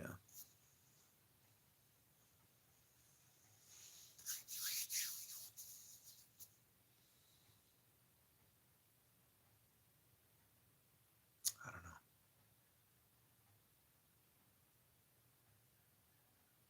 If you know any theologians, pastors, anybody that has influence, um, I've touched the top a couple times. Like I said, Michael Heiser was my biggest hope. And then I got cut off. And then I got pissed off. And then I prayed and said, God, if he's not the person to help me, then get rid of him so I'm not wasting my time. And then shortly later, he came down with cancer and died. So blame that on me, I guess. Um, Next person I tried to reach out to, well, lots, right? And that's all I keep doing. And I don't know. I've, if you ever heard of Walton, if you know who John Walton is, I know his brother Jimmy. And that guy is anything but righteous because I asked to speak to his brother so that I could show him, tell him about what it was.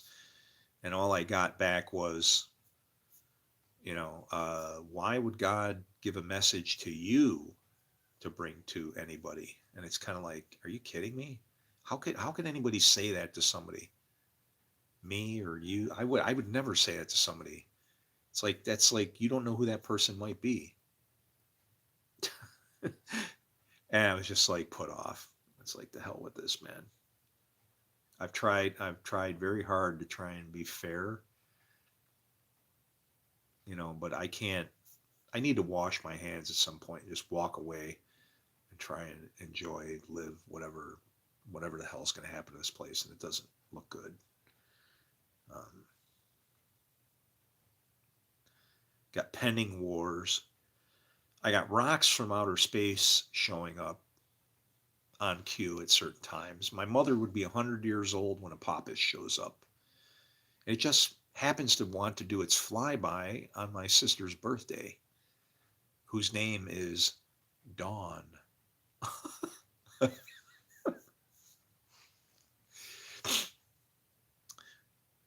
Dawn Yvonne Hunter. I wonder what Yvonne means. I never looked up that. I wonder if that's in Yvonne. What does that name mean? Dawn and Hunter are obvious, right? Let's see, Yvonne. Might or might not be in here.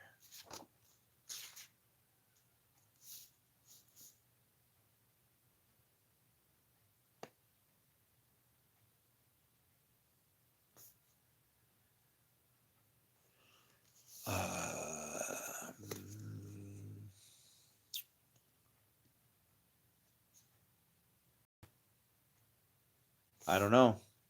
Seems to be related to Jehovah somehow, but Y-O Yovan maybe?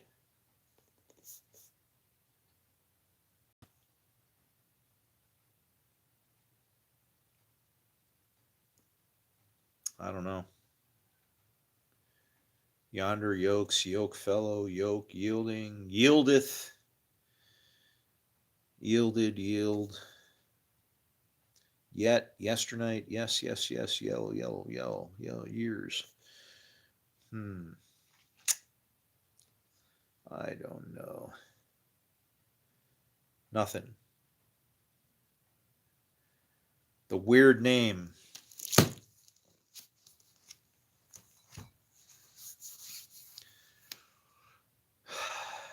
Shit's gonna hit the fan.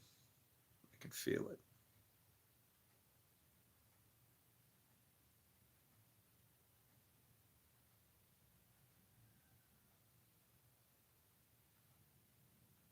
And I'm excited at the same time. I mean, nothing's off the table for me. Um,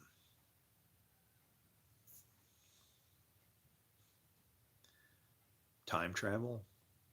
Who knows how that works?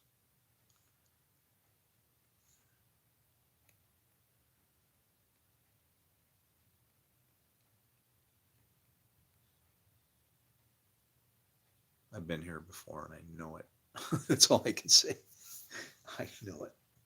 Like in a bad way. A hard way, not a bad way.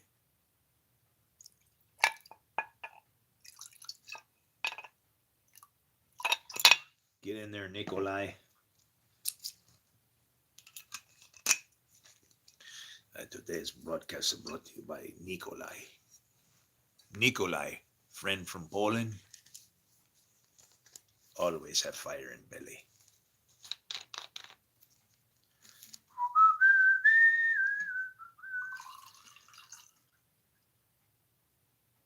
I'm tired.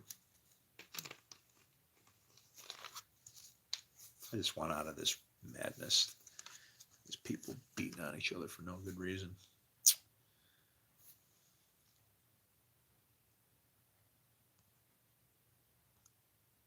Good grief.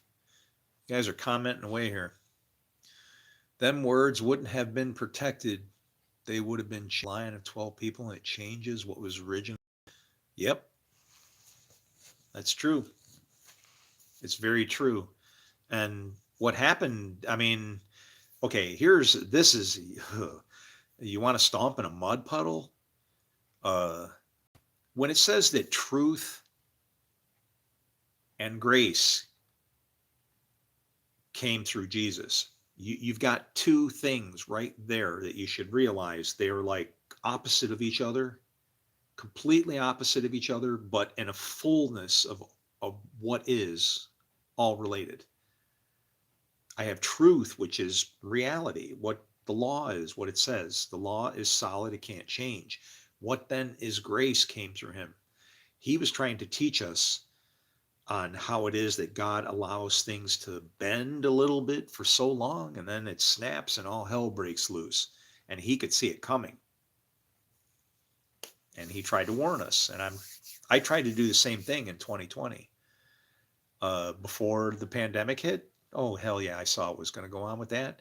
I actually, what's weird is, again, some things have come to me, I say from God, and I have a video that's 14 years old that completely shows the death curve of that disease for both versions of it. And it's like so perfectly matched. It's like a superimposed pattern, but where the pattern appears, it's actually in the video that's on my premiere on my channel. If you watch it, there's a glowing fish that appears on the door. This is 14 years ago. A glowing fish that appears on the door of my room after I've been praying all night long, and it's like a fish symbol, right? I'm like, what the hell is that? Where it's coming from? But it's the picture that it's. I mean, I know where it's coming from, but it's the picture that it's on is a picture of the boy Jesus, and the death curve for 19 and Omicron just happened to go all across his shoulders. It went up like this, and then it went down. And I'm not just saying just because it went up and down and around. No, every single hump that it made up to the ear, cut the throat to the other ear, then rode out about this far, and then dropped off. And it's like, when I saw that it was matching the first part, I was jumping and screaming like a madman, hey, and nobody wanted to hear it. And it just finished up. I got to watch the whole thing go exactly as it went. And I just went, wow, man, I can't believe God's given me like something to be able to warn, and people just won't listen. And it's exactly as Jesus said. Nobody will see a sign. Nobody cares. The only thing that I can figure is he says, when the Son of Man returns, will he find faith? And again, I see two possible answers to every question like that. Will he find faith out there? Or does it mean, will he require faith in here? And so that's my part. I believe that I'm the Son of Man. I think that I'm the guy that you're looking for. Sorry to disappoint you. And I'll keep riding that out as far as I can and trying until I get to breathe my last. And yeah, but it's like, I'm not afraid to die. I've looked at, like, you ever heard of MAID? They actually have a thing called MAID. Talk about cleaning up after somebody shits the bed. It's like, you can go to some place and they'll just pump your arm full of shit and put you to sleep. And it's like, man, after 6 years of dealing with this and nobody listening, it really doesn't sound like a bad gig. It's like, just go in, have a couple cocktails, maybe do a couple bong rips, eat some shrimp or something, some crab legs, eat a good meal, and go, all right, yeah, I've had enough of this shit. Fire me up. I'll see you guys later. Boom. And then you go away. And it's like, Jesus said he could lay down his life and pick it up again. Why wouldn't I be able to do the same? If not, and what, he can lay down his life, but I can't lay down mine? That doesn't seem like very much communion to me, just saying. So, but I don't know. It's like, this has just been a shit ride for 6 years, beating myself up and like just trying to go, I'm too early. It's just not the time yet. I got to keep trying. People are out there. Somebody will get this. And then again, it could just be that I'll make all these videos and everything. I've accepted this already. It could be that I make all this video and content and then I die. And then like the only thing that you have left of me is what you're watching right now. And that's all I'll leave behind. I'll be the grave that you can't talk to. You'll be like, son of a bitch. Why didn't somebody say something? I don't know. Maybe you'll even be mad at each other.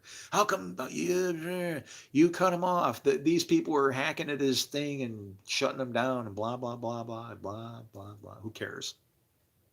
Blah, blah, blah, by the way, is actually a very bad thing to say. And if you understand Hebrew.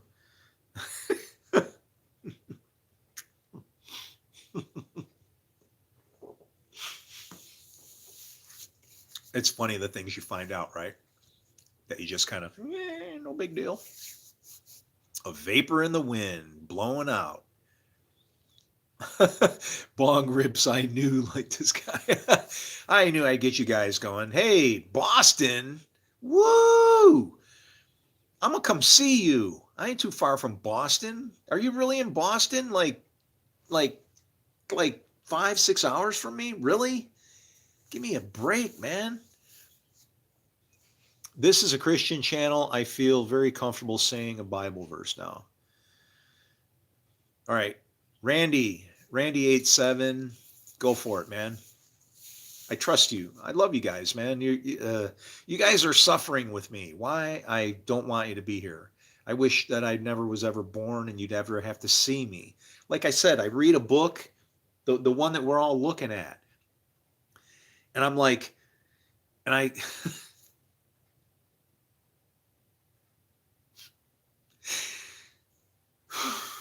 I'm sorry. It makes me cry because it's like, this is a kingdom that should already be here. I shouldn't be born into this. None of us should have been born into such wreckage. It's like, what the hell went wrong? What went wrong here? And I can see it. I can see what went wrong. It's hard, man. It's so fucking hard.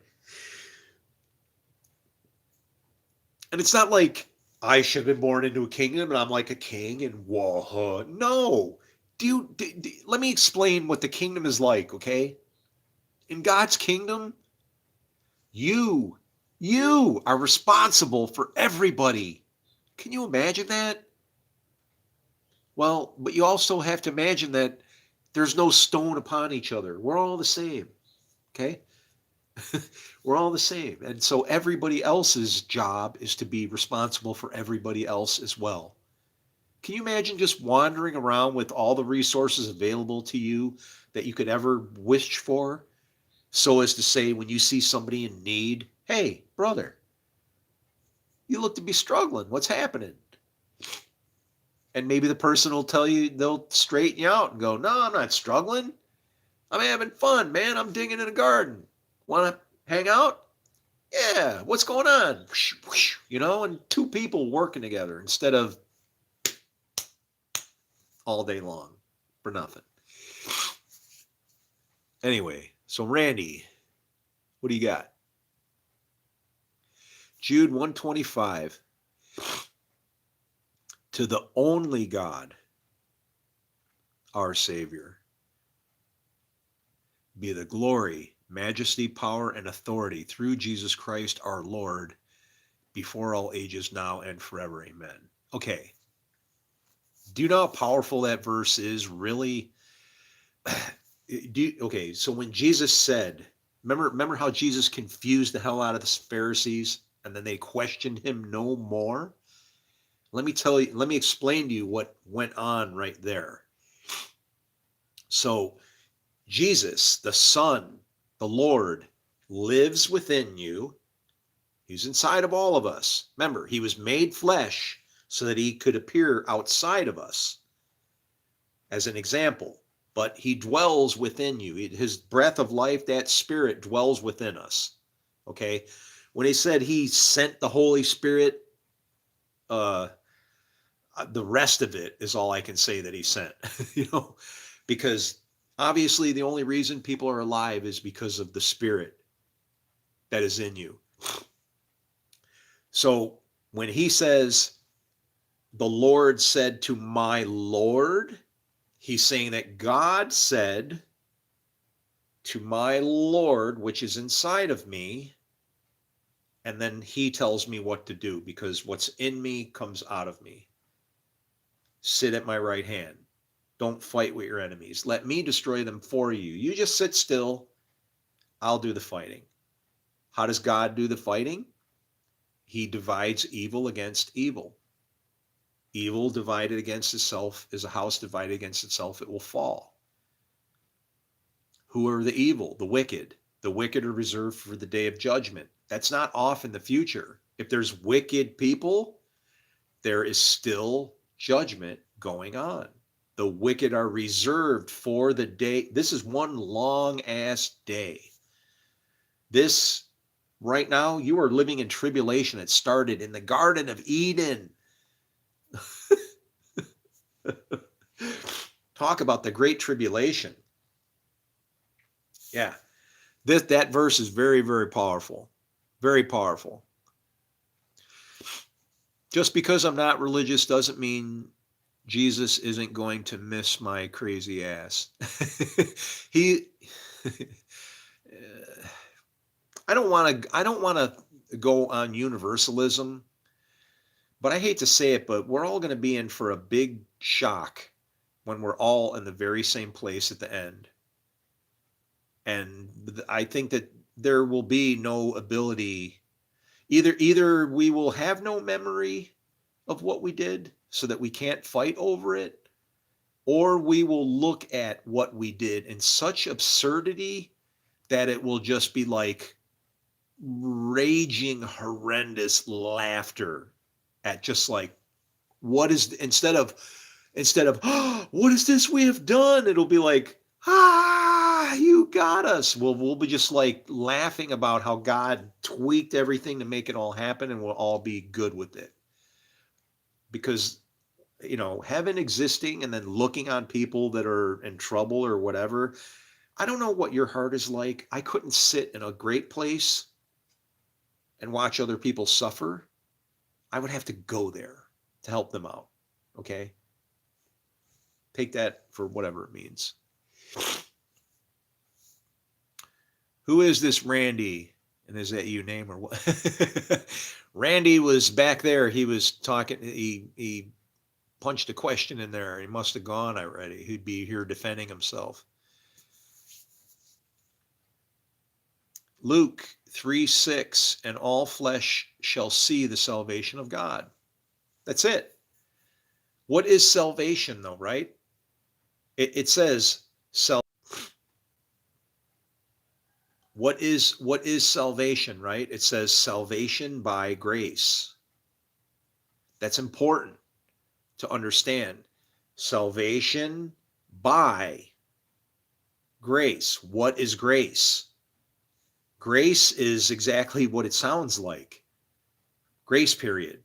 You're going to pay, but you get a fraction of time where you don't have to pay up. It doesn't mean that you haven't done something wrong.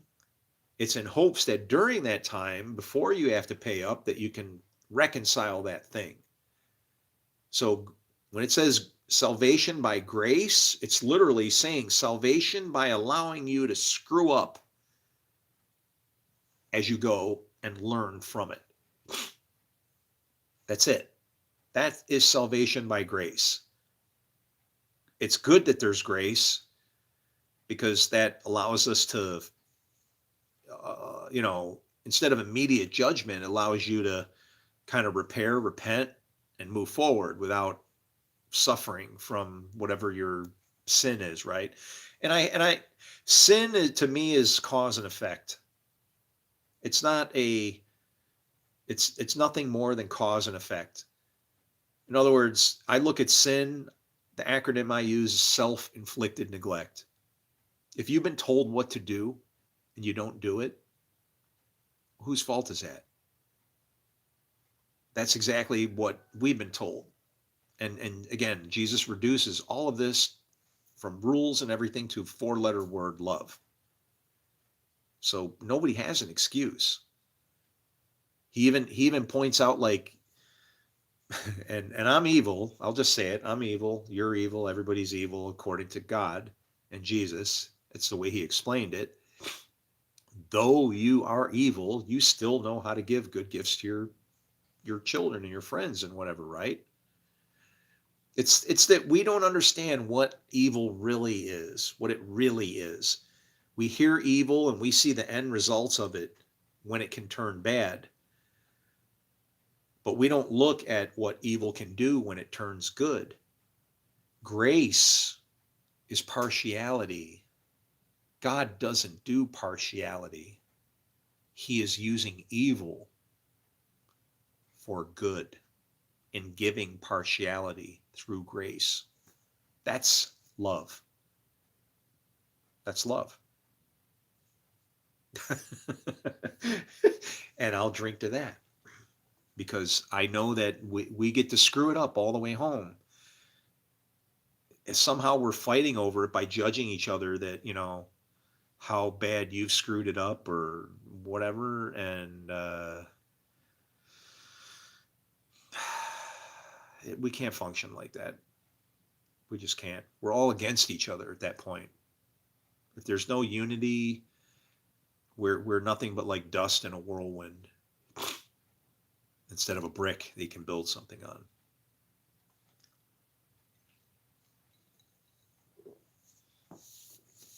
You ever seen Forrest Gump? Here's what Forrest Gump said. I'll read this comment first.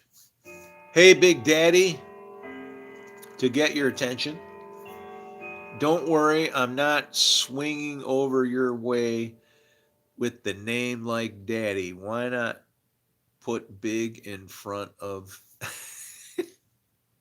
What? I was going to say, I gotta pee, and this guy's making me laugh. What? I'm not swinging your way with the name like Daddy. Why not put big? I don't know, man. Oh, Randy's still in here. Randy, yes. Dude, if you need a grandpa to go to grandpa's, only you don't have to be lonely anymore. Dude, if you need a grandpa, go to grandpa's. I don't have any grandpas around me. There's nobody here. It's empty here. There's no food. There's nothing. It's a desolate place. No, I'm off to the market. Yay! Go buy something, man. Um, hmm. I don't know. Where are you at, Randy? Randy's across the pond. He's going to go out. Don't forget the potatoes.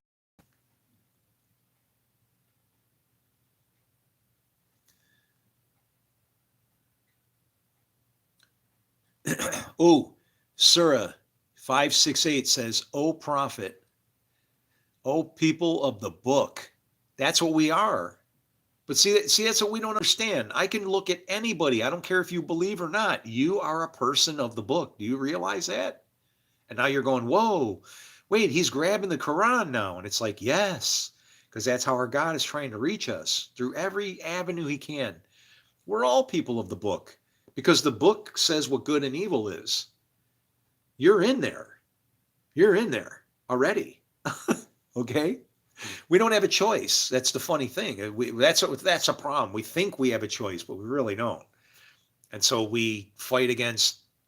That's why it says, "Who can struggle against the beast?" The beast is the law. You can't fight the law. Um, you have nothing to stand on unless you observe the Torah. Okay, I think I just said that.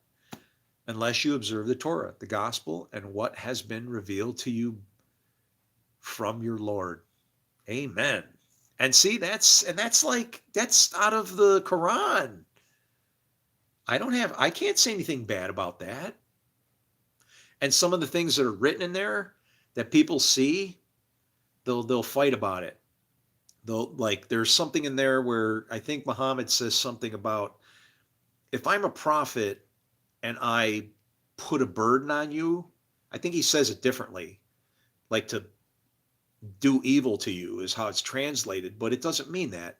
It's like if I, as a teacher, put a burden upon you, you should feel blessed because I'm giving you the opportunity to prove that me as a teacher, I'm worthy that I wouldn't have put more on you that you could handle. And I'm giving you the opportunity to like boom to come out of it and go, yeah, I did it, and to build your faith and give you courage and make you what you can be, right? Um, all good stuff, man. But this big beard man is ignoring me. Oh no, I'm not. Hold on, Daddy. I'm not ignoring you. I gotta go pee really bad. I said that like 10 minutes ago, I think. It feels like 10 minutes. My teeth are floating. Hang on a minute. I'll be right back. Uh uh uh I don't have anything to entertain you with. You'll have to deal with blackness. Oy! Oh. I gotta pee. Oh no, I gotta pee so bad. I stand, I stand, don't get on hands and let it shake on down, shake on down.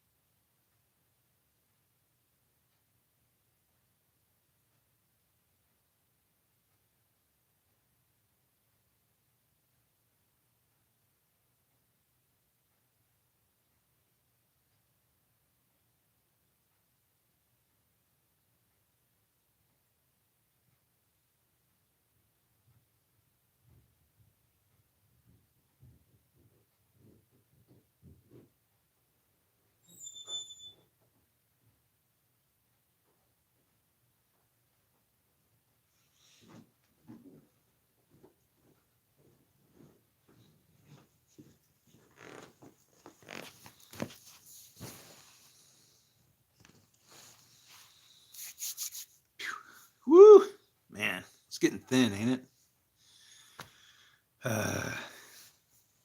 Well, better protect the chrome.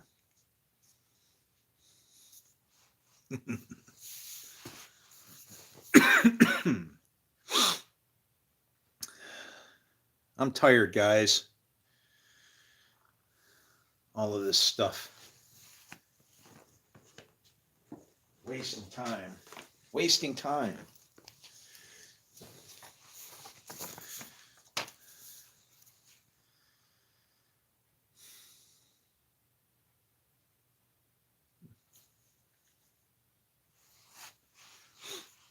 We only get a little bit of time.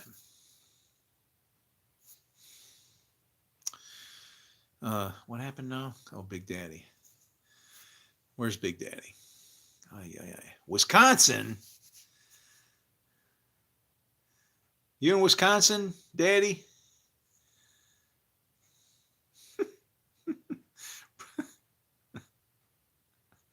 We all have the time we need.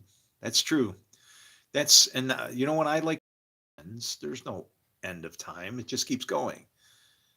So as long as you keep trying to get to what it is that you're building, you got as much time as you need, because you never run out. You just, New Zealand, the only place where there was a woman that knew what to do when the pandemic hit. New Zealand. See, New Zealand actually got God's stamp of approval. The Lord's number was stamped on their death rate. Their death toll for the first curve was 26 people. That's it. Because they found out where the disease was, and the woman who leads New Zealand, whoever, queen, whatever, I'll kiss that woman's feet. She did the right thing. Shut the borders down, stopped everything, segregated it, and said she was smart. And you know why? She's probably something stupid, like what we would think is stupid, like she knew how to bake bread. Like, if I let this yeast, this disease, into my country, the littlest bit, it's going to spread and leaven the whole loaf. And a lot of people don't realize that New Zealand, their gross national, what they produce most of are like pelts from minks. So small animals and stuff. That's what they sell, right? That's where they get their money from. Well, guess what? They had to like knock out and cull a large portion of what would be their bread money, I guess, just to make sure that this thing didn't spread around. That woman is smart, man. I love that woman. She did it right, wherever she got the idea from.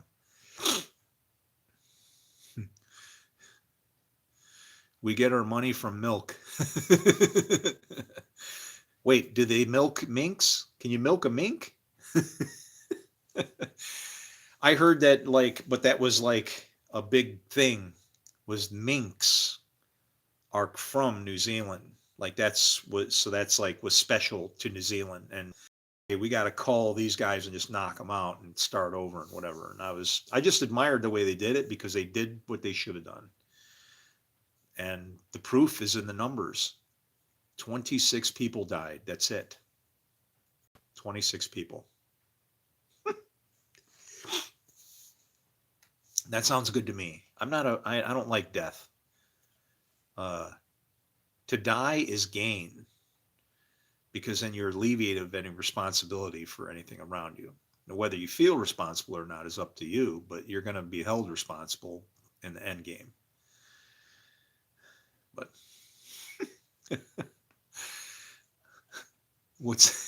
here we go. Like Biggie Smalls said, that's a great name, Biggie Smalls. Kind of like Jumbo Shrimp, right? Screw it. When I die, I want to go to hell because I'm a piece of shit. And it ain't hard to tell what's the sense of going to heaven with all the goody goodies. Yeah. I think that we're going to realize that some of the things that we thought were baddie aren't going to be so bad when we get to heaven, or whatever this heaven is. If the seed of Abraham is built on laughter, I don't see any tears in there. I don't see any pain. I don't see anything. And I think much of I can prove it. The pains and the strife that we deal with, we create for ourselves.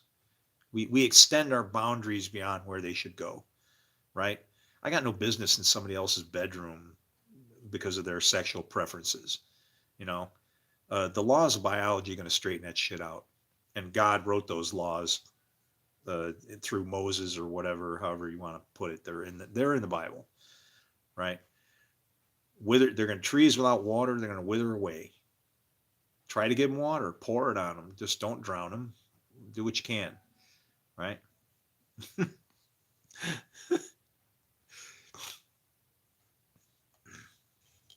I live on the outskirts of hell.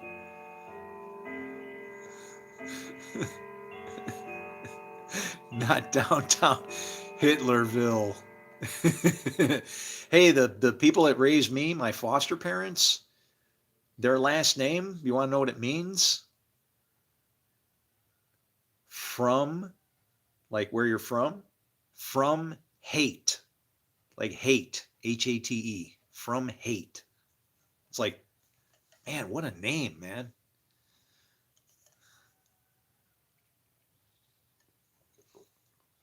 And you want to know what's weird? The people that were of that bloodline, they have no thumbs.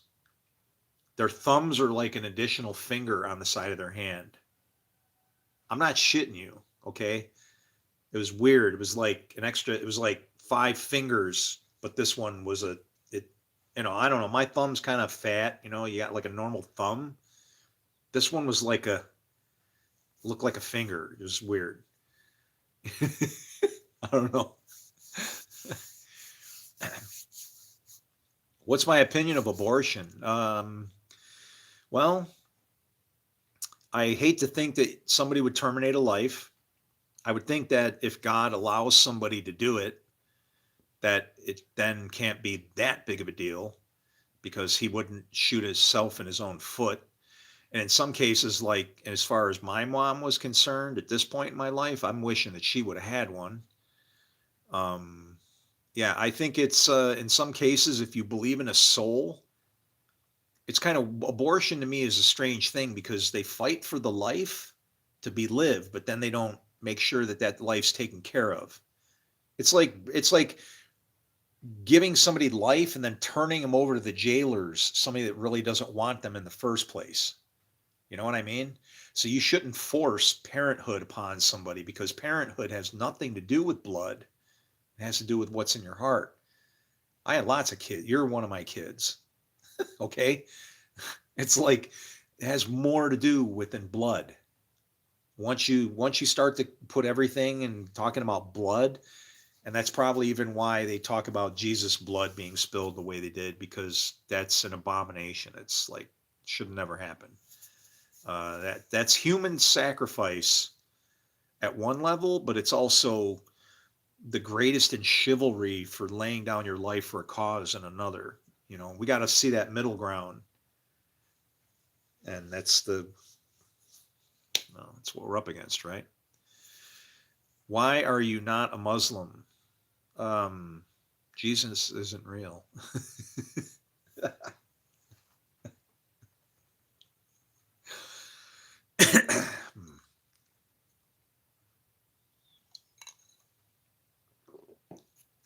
Why am I not a Muslim? Because the one God, who is the God of all gods, decided that I should take the route that I took.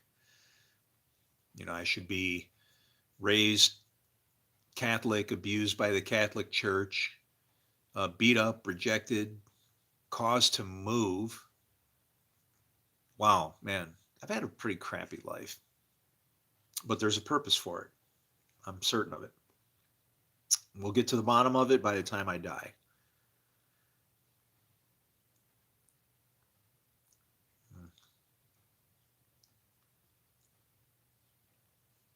Let's hope I'm the nobody that I wish I was. All my best friends are Catholic. I'm Protestant.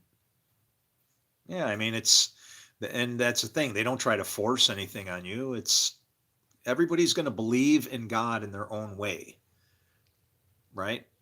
There are some, I mean, there's some cardinal rules to the thing, right? Like, I mean, obvious things, right? You know, what's the fourth commandment? Uh, don't punch anybody in the face, I think it says. I mean, you know, there's some rules that are just like obvious. And that's what Jesus was basically pointing out was when he said love each other. He was just had enough of all the strife and anxiety and everything that goes with it and said, I don't care what it is that you're doing and what you say that you're doing in the name of God. Look at yourselves. You know, go with Paul, back up and look at yourselves in that dirty ass mirror and what do you see? Right? And just stop. Just stop. I'm done, man. I got no more fight. I don't want to be fighting with anybody. It's pointless. I've had it. It's, you know, I've learned my lesson from anger and fight and strife and any of that. It just doesn't work. It doesn't work.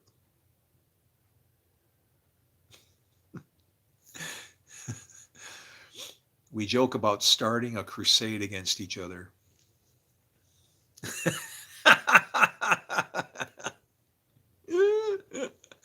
You know what you should do? Oh, come on, let's make this good.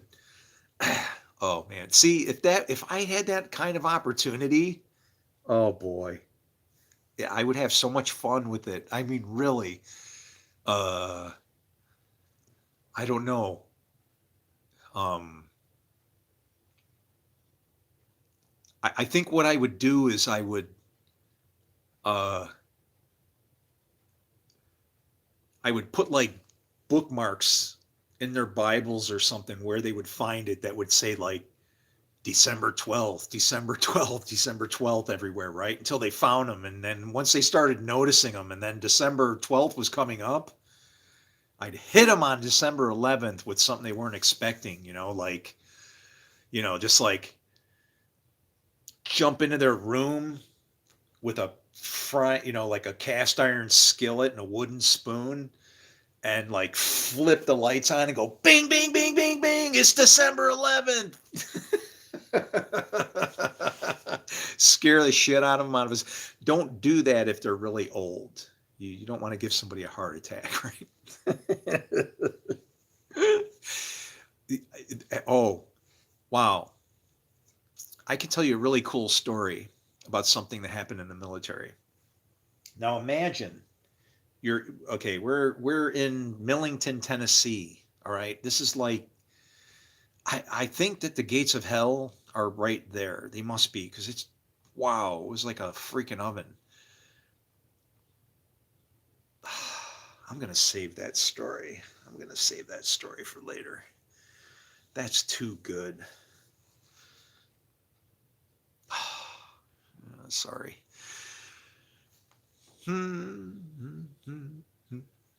Why pick up one religion? They're all just as undivided as the other. They really don't unite anybody and separating more than anything. The true word of God would be love. Exactly. But it's strange because we're supposed to divide, but divide to make more. Like a cell divides instead of divide to then cause war, which is like cancer.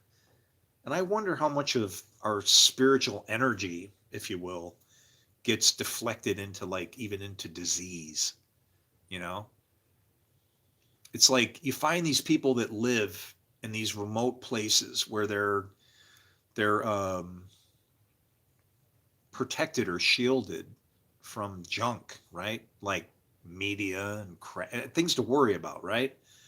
And they're living by eating what?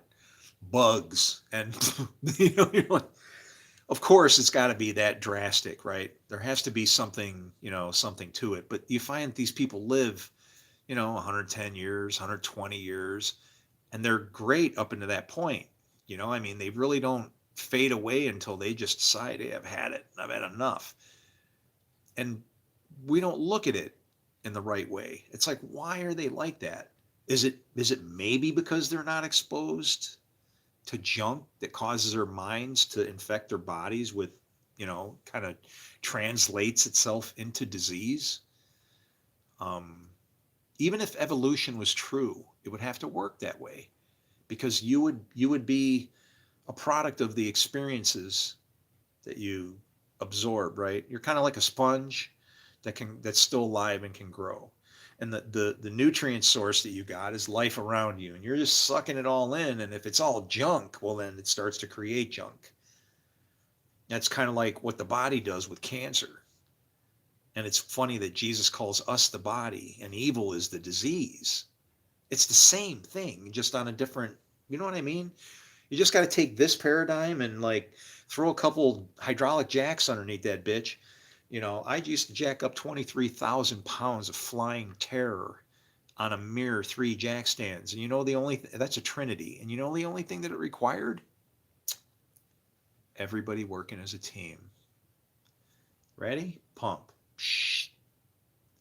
Lock. Shh. Ready? Pump. Lock.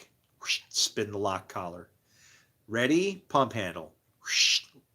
Lock. Spin the lock collar. We'd get that bird up in the air. No big deal. Even a jack could fail. Didn't matter. We had a physical lock on the thing. What's a physical lock? That's reality. That's the goal. That's what comes from your hands. That's the rewards and the things that you do. You make garbage, you got garbage. You make good, it lasts for a long, long time. Always make good. All right. I didn't know Santa had a YouTube channel. Hey, Gamer929. I like that number. Amish in Wisconsin, horses and wagons, no phone or electric having. That's funny because I saw an ad that was like, it was ridiculous. The secret Amish heater or quartz heater.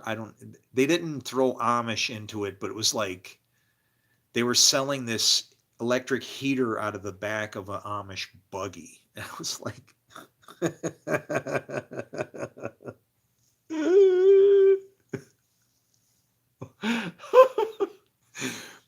it was the epitome of like something's wrong here. It's kind of like, uh, you know, you look and you look at this body and go, how old are you? And then you go, nah, I'm gonna pass. Just in case, come back in 10 years maybe, or whatever. I don't know how long I'll wait, but I know that I'm not going to take a chance, right? It's like some things are obvious in your face and you don't deny it. You have to have the fortitude to go, yeah, homie, don't play that game. It's like, but we are not able to see the signs. I mean, that's drastic. And boy, scary. But at the same time,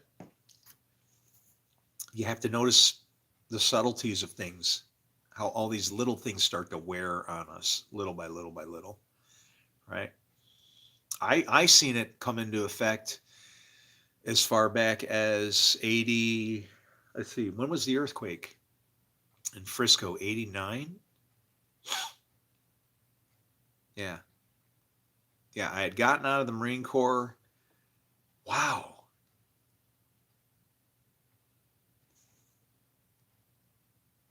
Wait a minute. Wait a minute. Wait a minute. Wait a minute. Wait a minute. That seems like, hold on a minute. That seems like not enough time or too much time. Hang on a minute.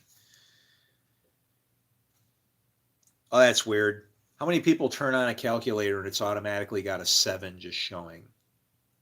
See it?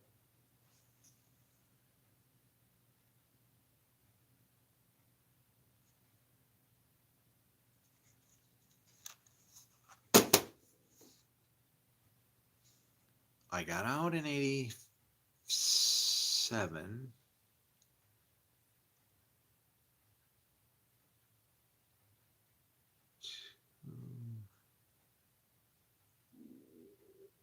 Shut up. I'm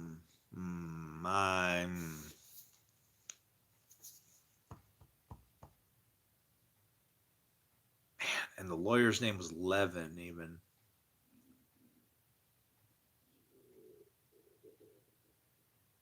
My guts are roasting right. Can you hear that? When I start thinking, my stomach goes. Your God is your belly.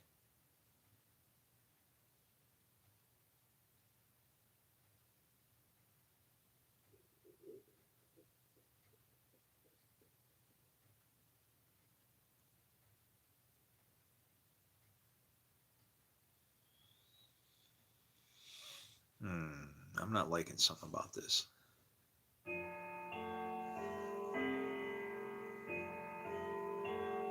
Uh-oh.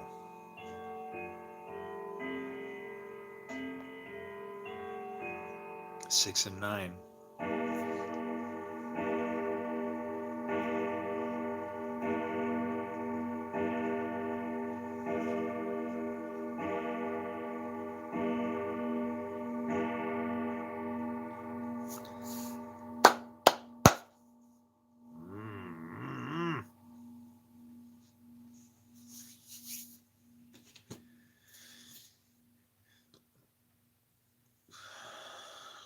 Mm. Hmm.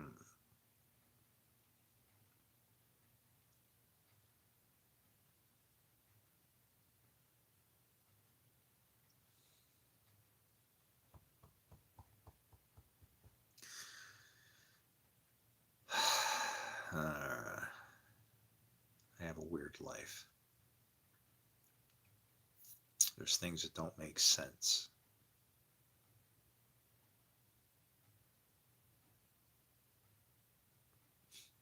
This kid hit me. Um,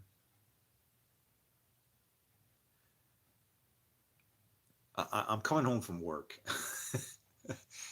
and I'm on. You could look this up on a map. Okay, I don't lie. I don't tell. I try to keep as many things exact as I can, so you're not all jacked up when you're trying to call me a liar later on. Yeah, I love that.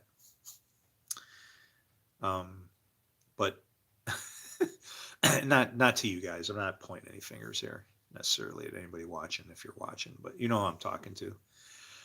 But I was on my way home from work, and I was on Warner Avenue, and I was in what they call the fast lane in California, which means the leftmost lane. I mean business. Look out. Uh, well, this kid comes up to me in the second fast lane and starts drifting into my lane and cutting me off. And I have a median on this side that I'm not supposed to cross. Okay. And so I'm banging on this guy's car going, "Hey, dude," trying to get this guy's attention, as best I can. Um, well, that's about as much of it as I remember. What I'm told by witnesses and then verified by Newport Honda and so on when they did the crash estimate on my bike. Uh, yeah. My bike, they said he knocked me down and I slid. And I'm going to tell you what I think probably happened. He was bumping me, so my bike would have started leaning into him. So I think what would have happened is he would have clipped my handlebars. And this is me thinking without whatever witnesses say what happened, but this is how I would explain it. So he starts bumping me when I start to go out and down. He grabs my handlebars which throws me into a slide. He does like a counter steer of all steers, only he uses his car to do it, his fender. I'm on my side now because I had him in the car and everything. It was more of a like a slide thing onto the bike because they said you got to imagine what this must have fucking looked like. Oh my God, please let this be able to be rewound so I can see what this looked like. Because people went by screaming things, whoa, holy what, like at what happened. I slid my motorcycle like 75, 100 feet on its side. So you got to imagine sparks flying and all this shit. And then all of a sudden the bike pops back up. Now I can't explain that except for God's blessing. Pops back up on two wheels, and I jump into the left turn lane and stop as cars still continue to go by. Like, and then up on two wheels and stop. I turned around and pointed at the kid. I go, you, like that. And the kid was sitting there in his car and he went, eh. And as soon as his eyes went like that, I saw his eyes light up. And then he sneaked up the right side and tried to run away. And you know what I did when I caught up to him? I yelled at him and told him not to leave the scene of an accident. That's how much fire I have in me. I'm such a dangerous fellow. You know what's sad? I know who the kid is. I know what his name is and whatever. And he actually, for as much research, because I was a skip tracer too, so I can do internet research and find out about you and whatever. See what your life is, right? And this guy, he actually did well. He turned, it sounded like he did well for himself. I was happy for him. And so when I was thinking about all this stuff and just wanted to have a laugh, I tried to contact him as to say, hey, Sean, Sean Heil of Huntington Beach, California. Can, remember when, just like to have a joke thing, like say, hey, man, wasn't that some crazy stuff that we went through? It's like, wow, didn't we scare the hell out of each other? And here we are. And that never happened because why? Because he had fear. I don't know. What are you going to do? I thought we'd be able to laugh about it, and just like, he'd be like, oh my God, mister, I was so scared. And I'd be like, dude, you're probably like 40 now or 50. Can you stop calling me mister? We're like, you're over the hill. You're over the hump now. We're on the same page. It's like, wasn't that just like the blast of a time that I got to escape free with nothing but I did take some damage. He smashed my foot got smashed underneath the bike. It jacked up my hip, and my right leg is longer than my left now because it did something. So when I walk down the road, if the road is crowned, you'll always see me walking on the side of the road where the crown is down for my right leg, skipping off my right leg. And it just sucks. It hurts. So it's like I like to go the other direction.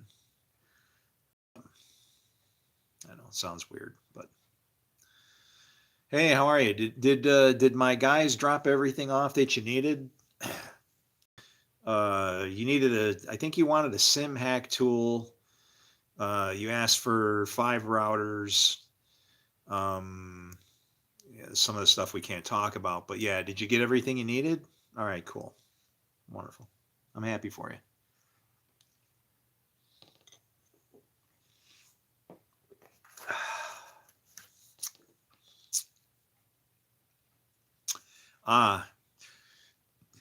But the dog is wearing pink galoshes.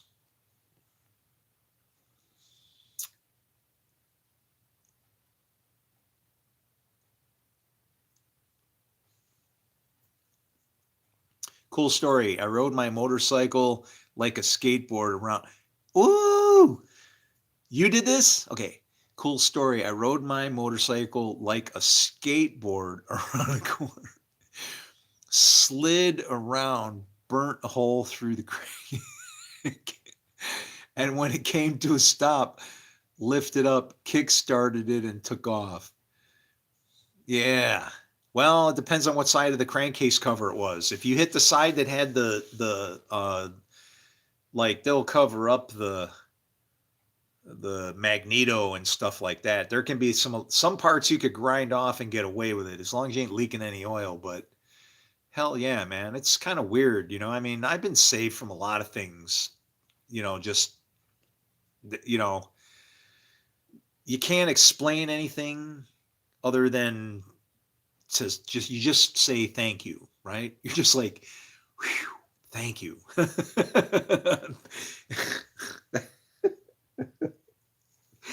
That's it right there. You're just like, whew, thank you. And you know, or at least you presume that somebody's got their hand on you, and it's a good feeling. I mean, look at like Evil Knievel. That guy was insane, man. The shit he went through, right? And he eventually came to know the Lord. Kind of funny.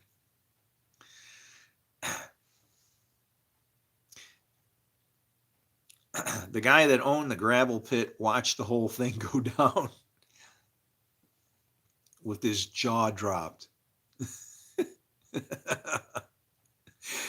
Well, hell yeah. I mean, that was me. And honestly, I can't, I don't get as much excitement over that as I do over other things. I mean, that was cool, but I didn't get to see it. You know what I mean? Nowadays, for me, what I seen that was cool was, you know, uh, I was at one of the lowest points of my life, and I walked off into a field to say a prayer, and I had just put two of my twin girls died. Okay, born on the same day, uh, house on the line, everything crumbling. I walked off the set of a movie called Die Cheerleader or Die into an open field to be by myself just for a couple moments, and I felt the urge to pray. And I said, God, I don't know if you're real or why you even bother with a piece of shit like me, but please, please let this be the day my life changes. And then I start walking back to the set of the movie. I see something sparkling in the ground in the grass while I'm walking. I'm like, what is that? I back up. Oh, dig it out, rubbing the dirt off. I realize it's a crucifix. And I'm looking at it and I'm just going, getting a creepy feeling like somebody's watching me. And I'm like, ugh, ooh. I'm like, ah, no, it's a coincidence. And then I go and show it to the lady who's working the makeup for the film. She freaks out when I show it to her. I explain a little bit to her, but then I find out that it's actually Good Friday, 9 o'clock in the morning, the ninth hour. I know that's not the ninth hour, but to me, when I figured that out, it made an impact and drew me in, whether the details were exactly perfect or not. That was the ninth hour in this world. Our hour starts at midnight. And that should be a clue to people who read the Bible. When you see something happens at midday or midnight, it's actually referring to a point in the darkness or the middle of the day where you kind of switch gears and go in a different direction, even though it's still day. But who farted? I don't know, but I really got to take a piss. I'll be right back.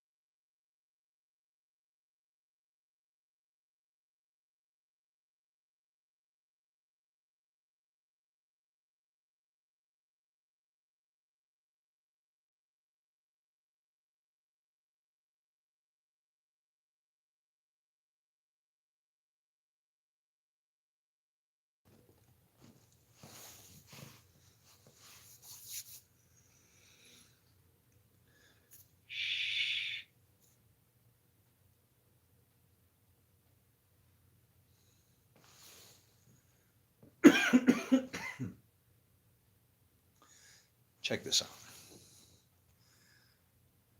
What do we got? We got power. We got power here. We'll disconnect. We'll take you for a ride. I think I'm going to go ride this today. You ready? How's that?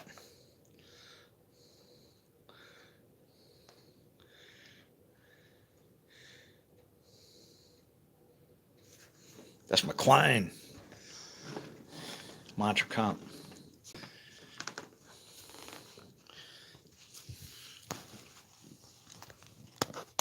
If you want to know a little bit about me,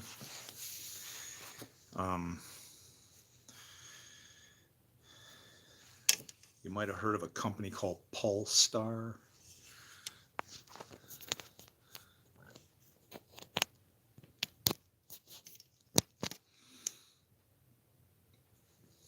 Yeah. I actually, I'm one of those guys.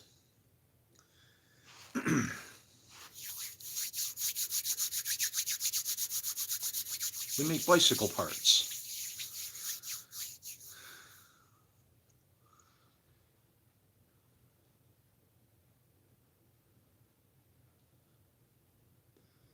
Talk about the hub of the future.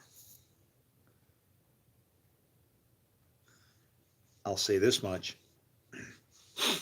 Mine worked better.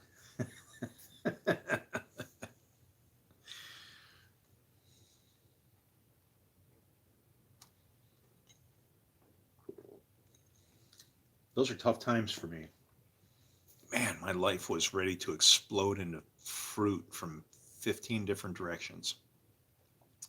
Couldn't even see it. For all the agony I was going through. Just whatever, you know. Life stuff. Miserable friends who were also your bosses who couldn't treat you as friends because their company came first. And they beat you up. Treat you like a piece of shit.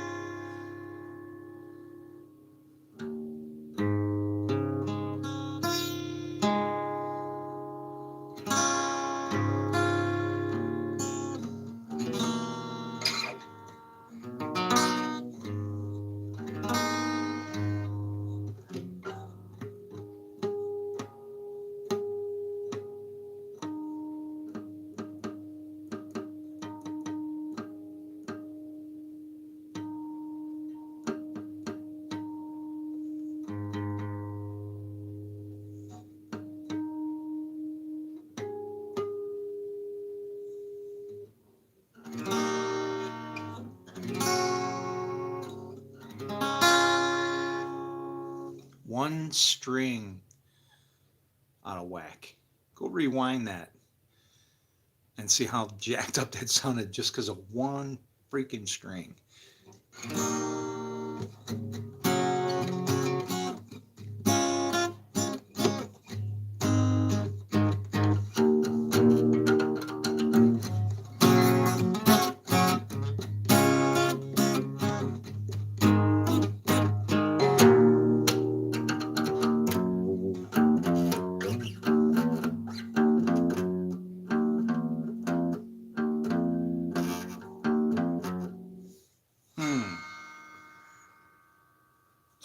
Transition.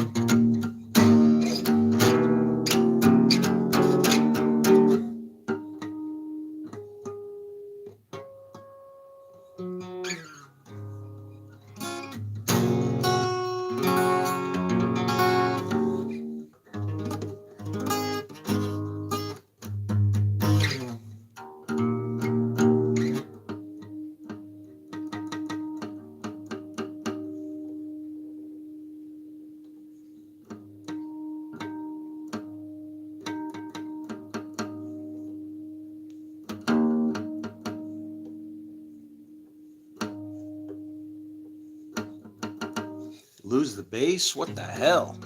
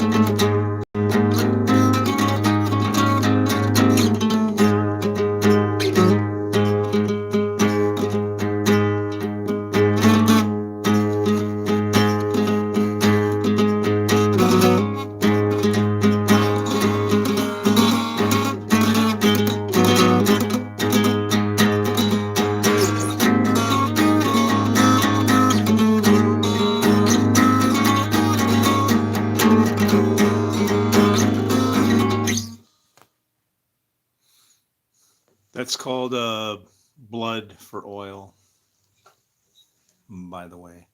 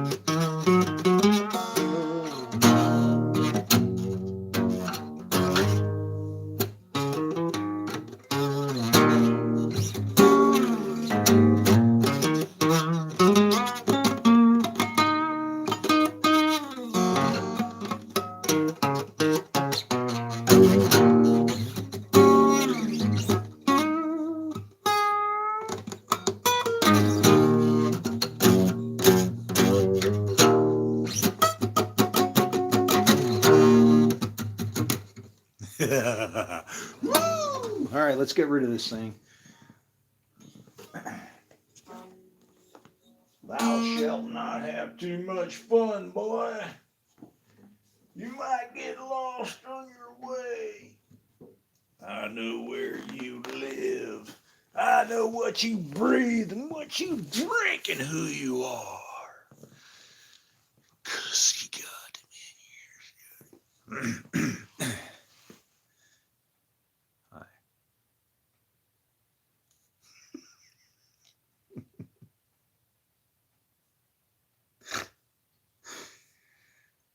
Forgive me, I can't help it, man. The intent is to be shocking, and then maybe you'll go, this son of a bitch is really funny, either out of his mind or I don't know what to think. Let's just get him to the theologian people that he's asking for. I don't know what to do.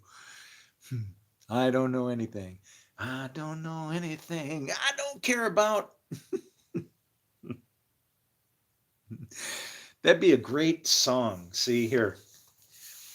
I don't know anything and I don't care about the rest. I've seen the best of things and I know I am the best. But I've stood the test of time and I can make everything rhyme if I want to.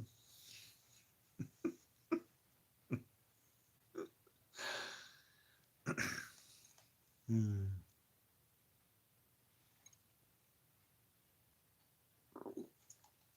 Yeah, I think we miss out when it says, when it was said to Abraham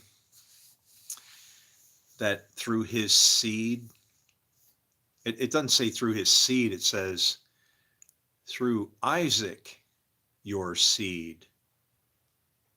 Now, Isaac means laughter. Why do they point that out? Why do they make sure that you know that what that means so that you can understand what that name means instead of just that it's a person? Because it's through laughter that the seed of God is spread. That's it.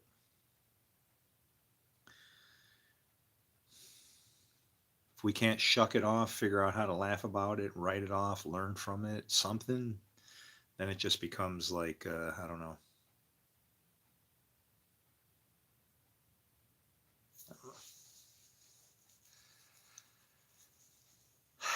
It just turns into whatever it turns into. I'm not going to. Ay, ay, ay, it's you. You're back. I know that face.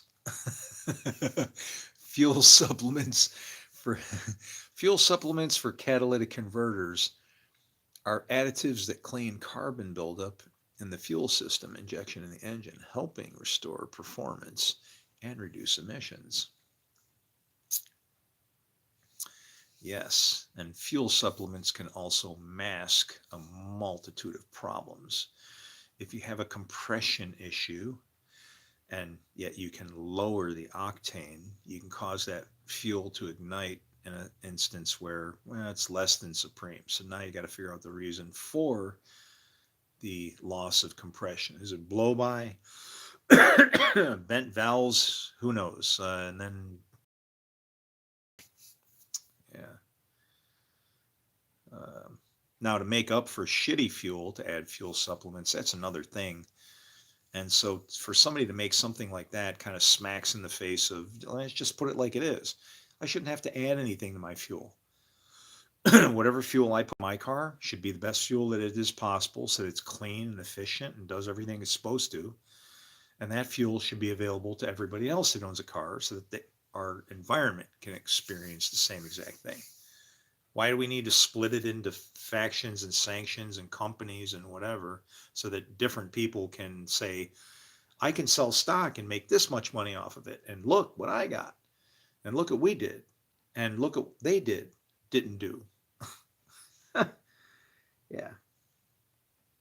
Competition sounds good, but competition should only last to the point of where somebody succumbs and goes, we either got the same idea and we should join forces, or you should go, you got it, and I'm just going to back off.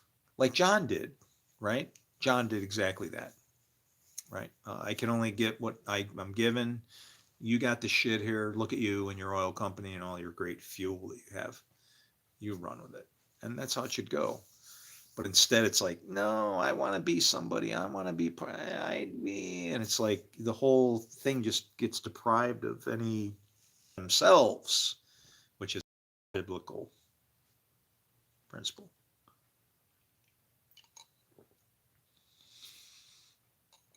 Yeah, I'm your damn Messiah. That suck. Why the hell would he pick me? I'm a piece of shit. I need something to eat.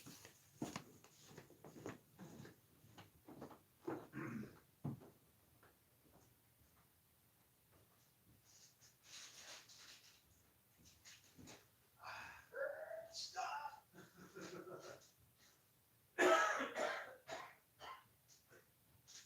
Stop. Yeah, stop. You better think about it. Stop. Whoa. You better think about what you gonna do. Yeah. All right. So check this out. This is, let's, here. This is fun. You ready? Cayenne pepper. Whatever kind of potato chips you like. Sealable bowl with a tight seal. Okay? Important.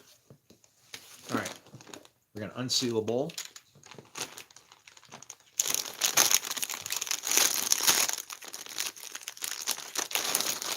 And we're going to put some of these chips in here. These happen to be sweet Maui onion style kettle chips. Here we go. You don't want to put too many because, like, see, I think that's enough, right? When you have something to eat,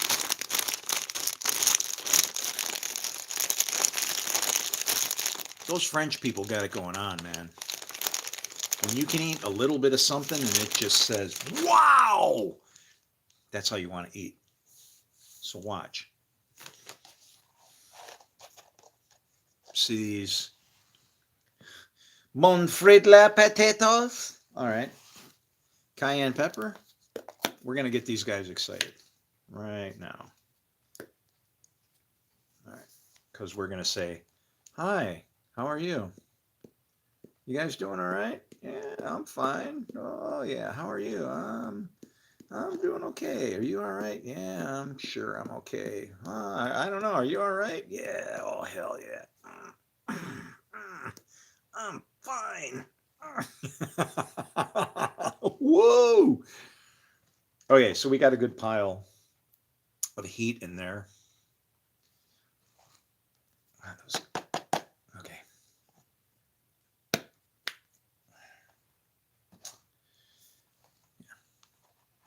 Okay, so cayenne pepper. And now, like so. And then we go.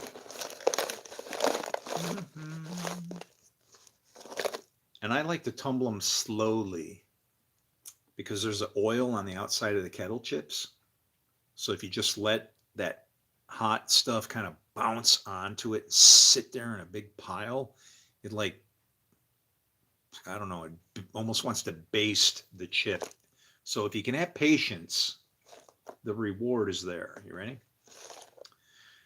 Now, here we'll do a flip because it's sliding too much. Okay, pow. Oh, good coverage. These are going to be wonderful. All right, so that should be good. Bang the lid, tear the top off that bad boy, and guess what?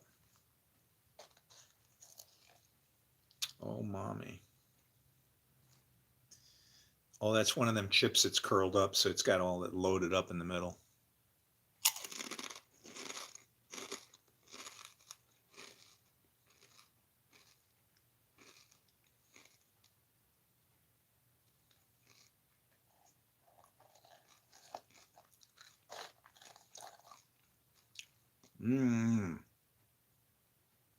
That one was okay. Let's try a smaller one. Yeah, that one looks a little better.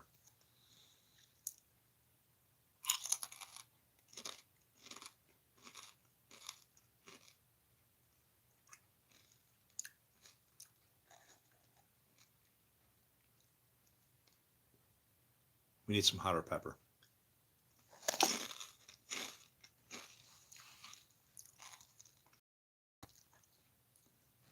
This is a Tupperware bowl that has potato chips in it. You can pick your own flavor, but see, you ever heard of buffalo chicken wings? My dad invented those or brought those to life in Buffalo. So you want to talk about spicy foods and fire? I'm that guy. Anyway, potato chips in a bowl. And here we have cayenne pepper or ghost pepper, depending on what you're loading into your canisters. You can use cayenne pepper if you want. And we're just going to coat those bad boys really good.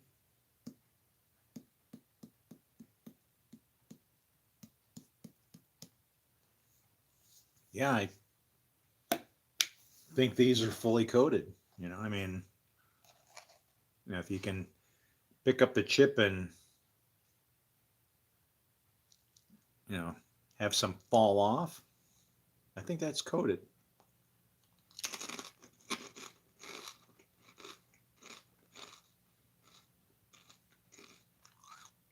Fully coated.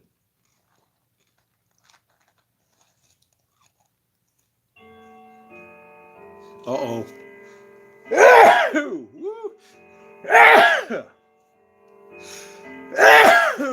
I got the dust.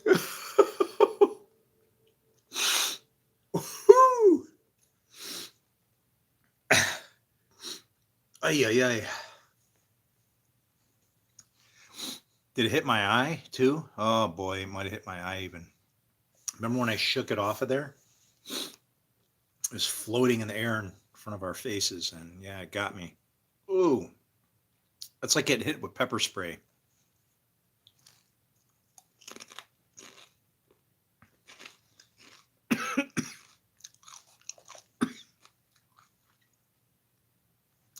That sneeze.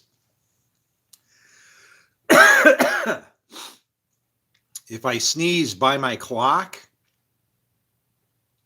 the chimes that make the noise for the hours, you know, bing, bing, bing, bing.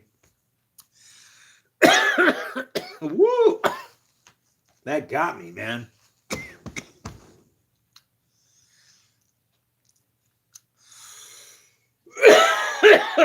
Yeah. It's about time. I've not felt some good heat in a long time. Woo!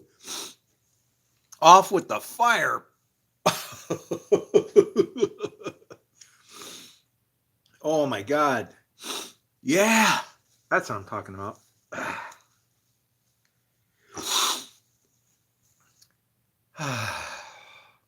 It's exhilarating.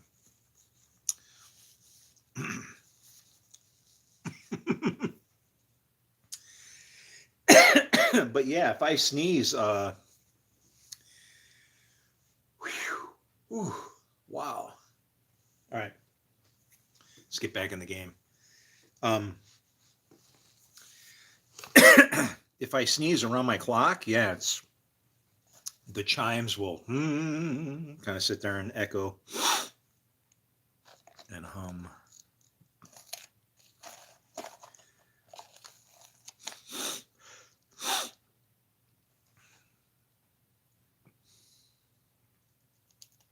These are really good because you got that sweet. I'm salivating. Could be the salivating could actually be part of the cayenne pepper because if you've ever you ever been in a gas chamber in the military, if you ever want to know what that was like, this is all you have to do. Eat as much cayenne pepper as you can and even inhale some of it. And that's what it's like.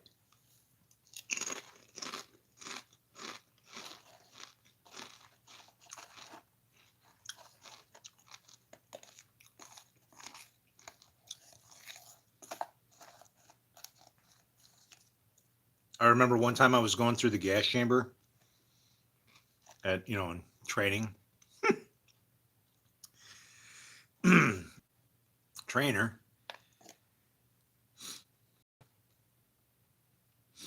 And he says, "How you like that, Musanté?" As I was coming out. And man, I was like blowing snots all the way to the ground. It was insane.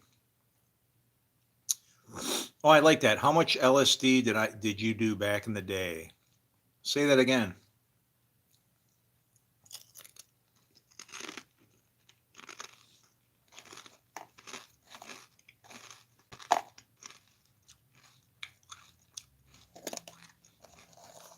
Ask me that question again, I'll answer.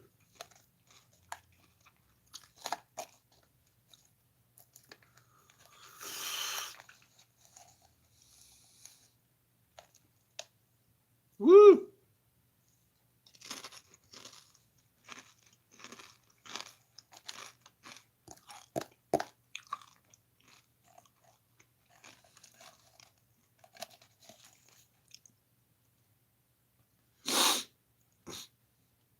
How much? How much?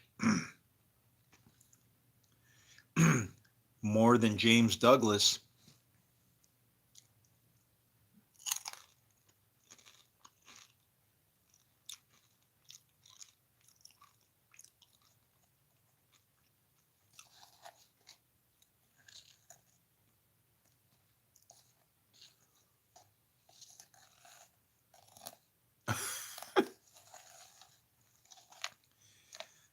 We're scraping it all out, just eating it straight up.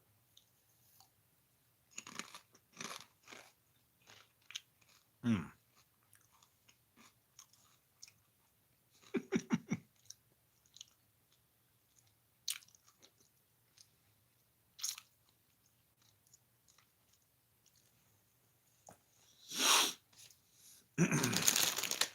This is so good for you.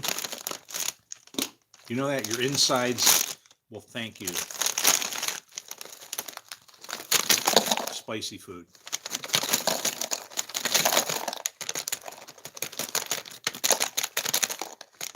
Because you know what happens? I don't know. It's almost as if it kills everything that shouldn't be in there. Can't deal with it. It's like I got to get out of here. The fire is too hot.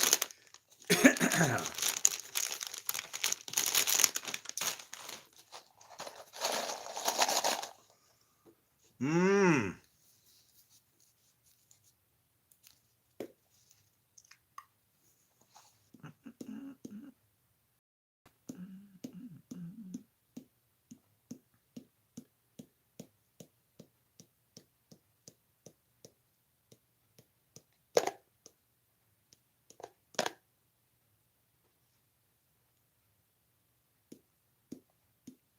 Gets clogged up. There you go.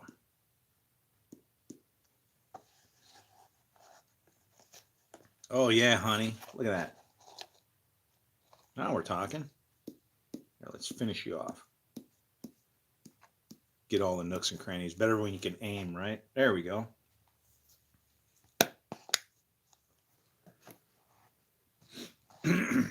Throw the top on.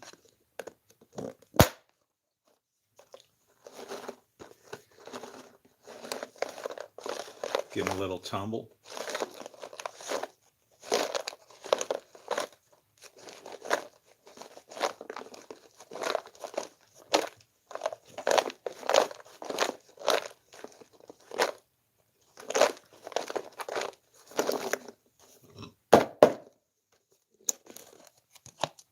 Oh, yeah, baby. Look at those. Now, those are barbecue chips, okay? You know what? Barbecue. I'll be right back. I can get some barbecue sauce.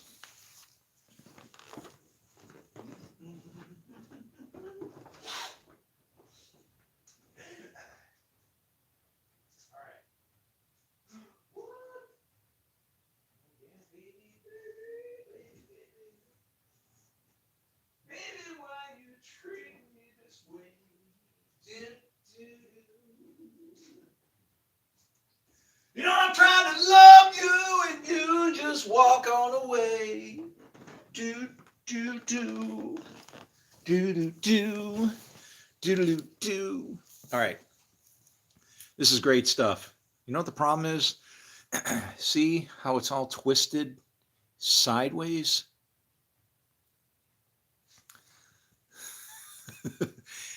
I really want to try this barbecue sauce that says it's a product of Peru.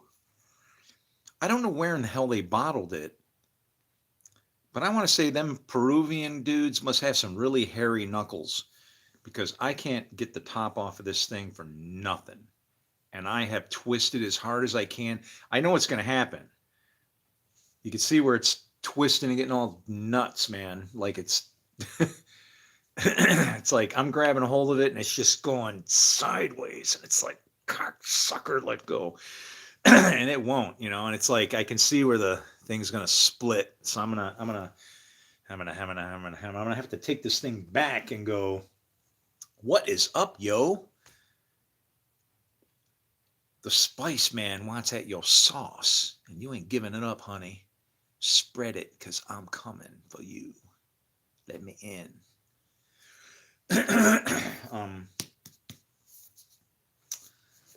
let's try the Heinz Thai sweet chili, since we can actually get the cap off of this one. Oh, I love these. Even a blind person could figure this one out because it's got a little indent in the cap. So, like, you could be like feeling the cap. You'd know exactly which direction to pull it. Just feel the little thing and you'd be like, plink, right? Anyway. Now, these should be good. Because we're going to get the holy hellfire of my own special. I make my own peppers, right? I like growing my own stuff. If you want something done right, grow it yourself. Woo! But this bad boy, look at that. That's just wonderful. It's like I just roasted it with no heat, but it's on fire. Let's try. Come on. And there she is.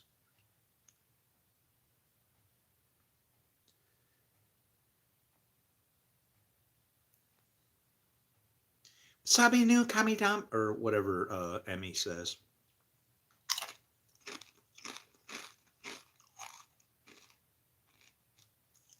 Wait.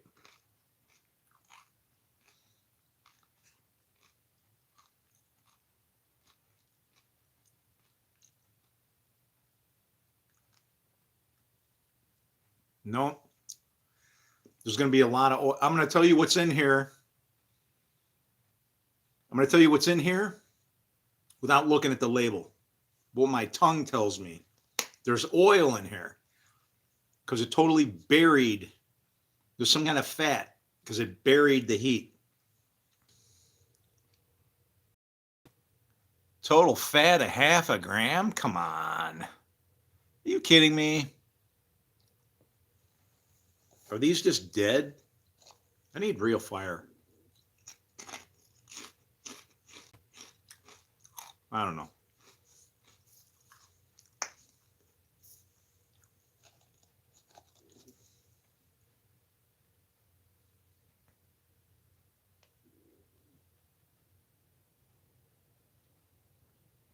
I mean, you can't put much more than that on there.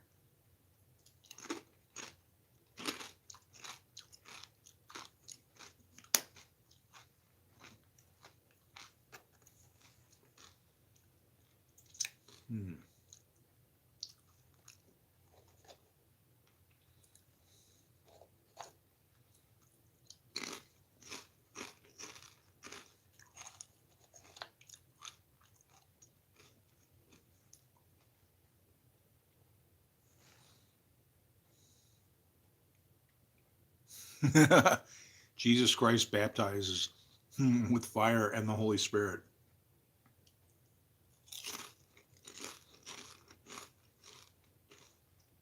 What does that mean?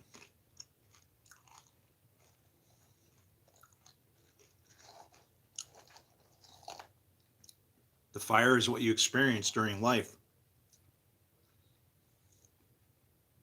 And the Holy Spirit allows you to live.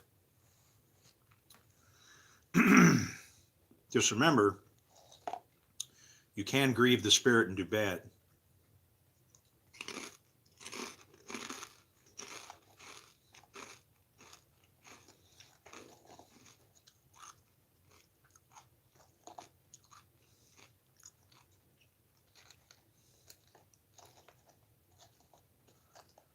I don't know. Am I not giving that enough time? Like I don't eat enough pieces with it. I feel like when I put this stuff on it, I could eat it forever. If I eat it without it, no way. Let's test it. Right? What is it? It's only an ulcer or your gut rotting away, right? Think about it. My second wife, this is a true story. You might find this entertaining.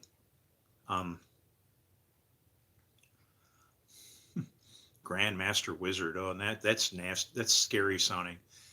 My my stepfather was related to the Grand Imperial Wizard.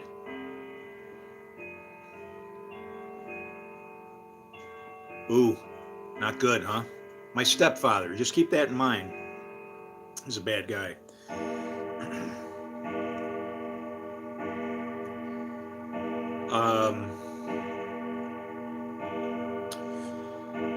This feels like it's covering it up. Like I could just sit here and chow on them all day long, right? So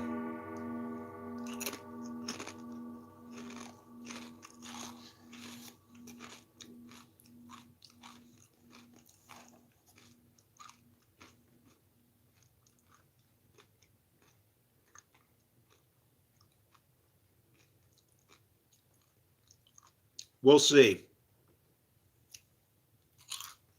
Because if not,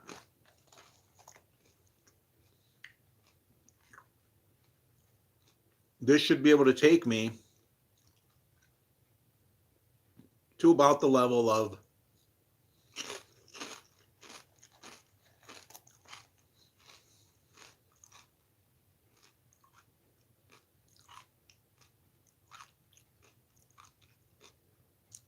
standing in the middle of a riot.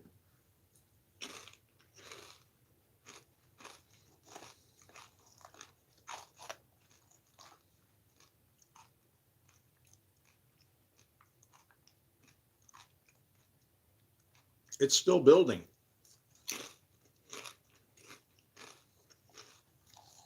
Oh, yeah. Oh.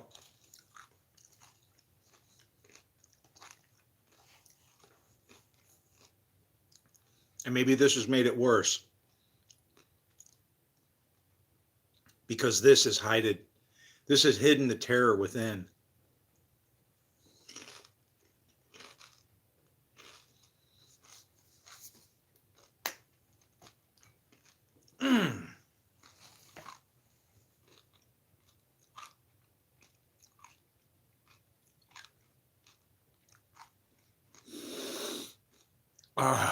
Wow.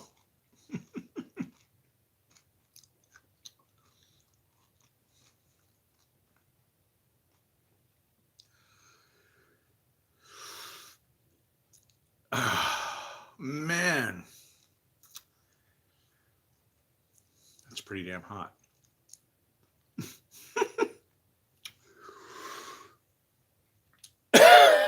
Wow.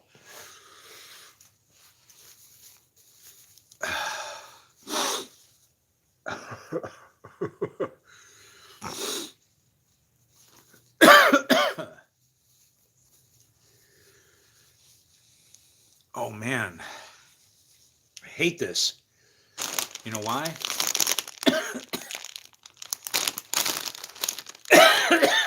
You just can't stop. Come on. Round 3.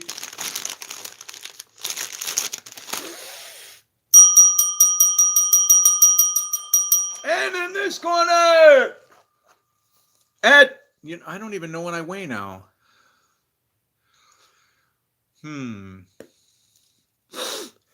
I've dropped some weight.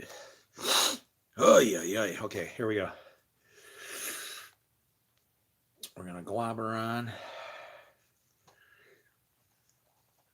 Oh, yeah, honey. Like I said, it was my dad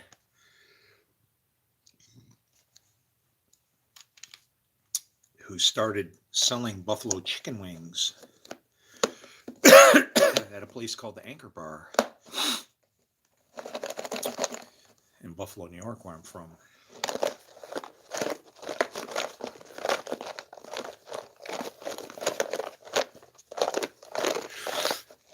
You know, we're missing out. Let's yeah, hang on a second.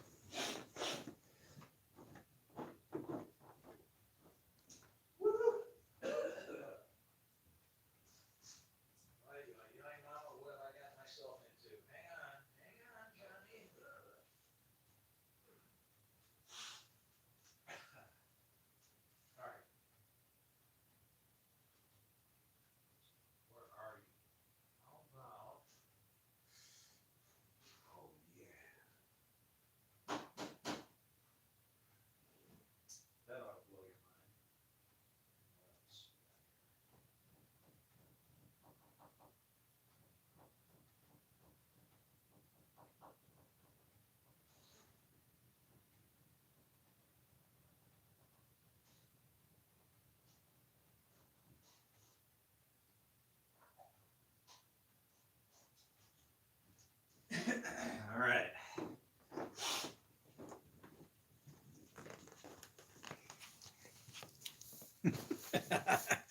I like taste buds. Taste buds are cool. Don't forget the ice cream. So here you go. You ready? Cloves. Why cloves? In theory, they should deaden the pain. I wonder what they'll do.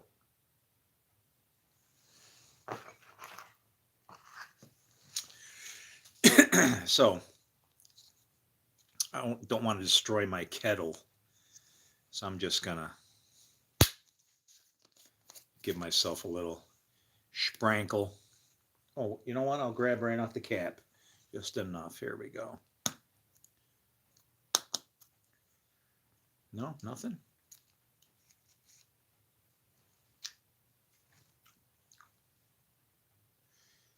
I'm just kind of wondering what's going to happen to my taste buds with regards to heat if I throw something that's an anesthetic on top of it.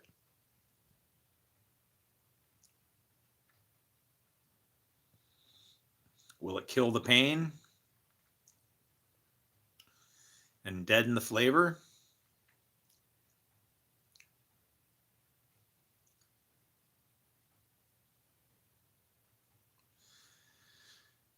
The pain is still there, the fire. Now we're testing to see what cloves are going to do. Ground cloves to this flame. My face is on fire from, I don't know how much hot stuff I've eaten, but okay. Let's try a little more.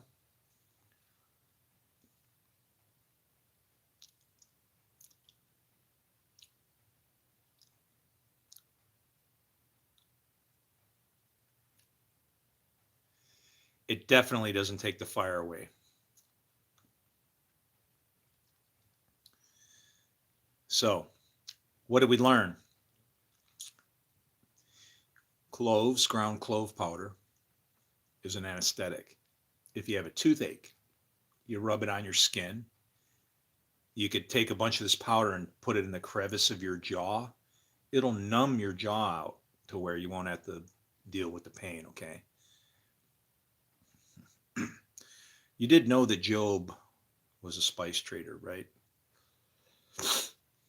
But at the same time, what you're experiencing on your tongue, which feels like pain, really isn't pain then. What you're actually experiencing is the capsicum has hooked into your taste buds, if you will, and refuses to let go. And it's like just begging for whatever. And the only way to get it to let go is with oil, some type of fat. So if you, a piece of cheese, drink some milk, something like that, that's what'll kill the heat. Otherwise, ain't happening. I'm not going to waste my spices, so I'm just going to dump this on in there because I don't care. It'll be all right.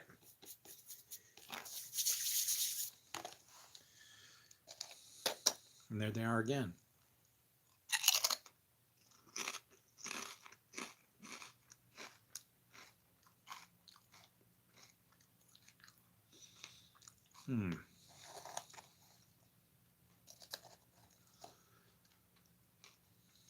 Ooh. Damn, the clothes might have made it worse.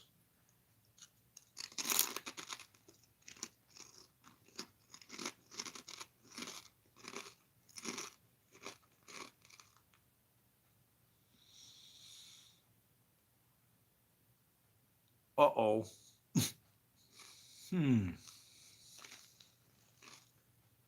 Wow.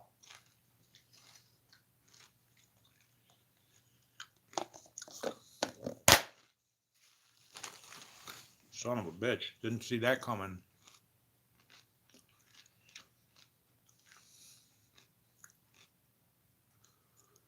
Wow. Try that.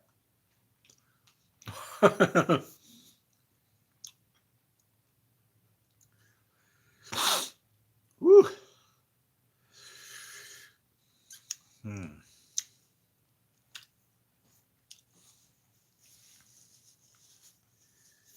Well,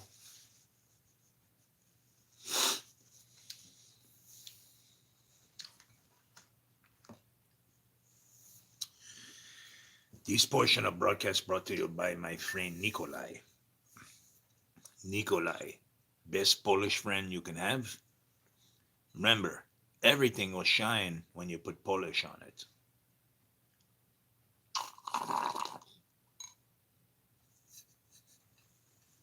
All right, thanks.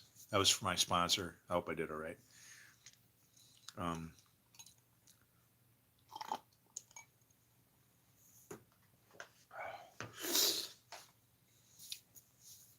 Paid promotions. I'm working for God. Do you realize I don't get a paycheck until I leave? It's crazy. And yet you keep working. Man, I'm salivating like crazy now. It's just going. I mean, I could. I would be able to play Homer Simpson without any problems. My head is sweating. Ugh. Hang in there, Chris. Hang in there.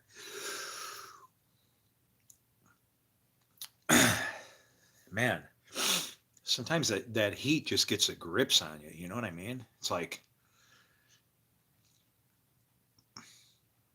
you get a good one when you're driven to like anxiety type levels.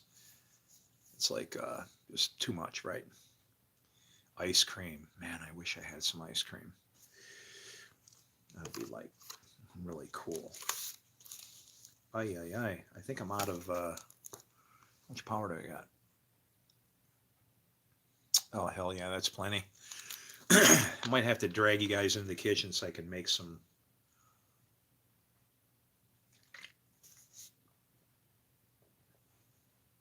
more lemonade.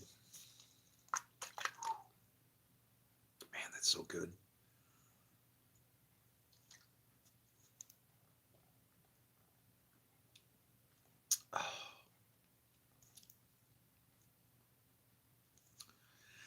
You got to try my lemonade someday, I hope.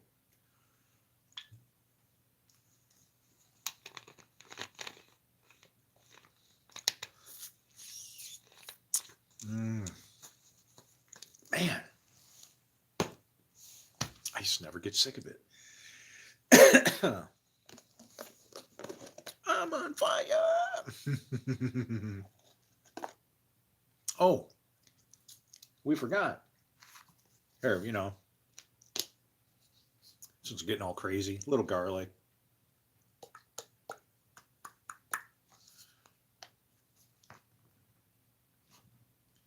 Little onion powder.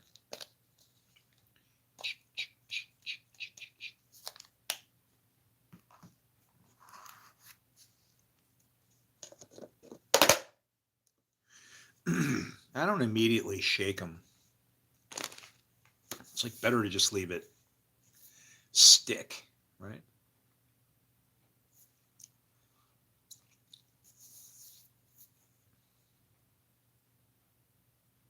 Hmm.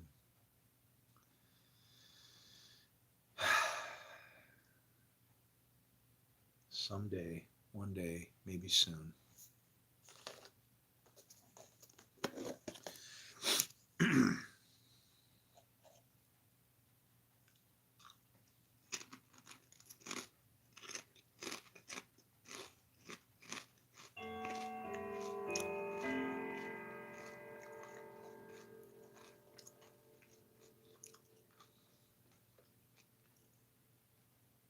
Wow.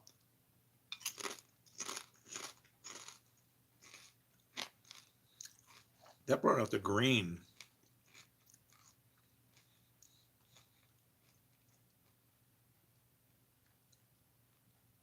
Like in the garlic.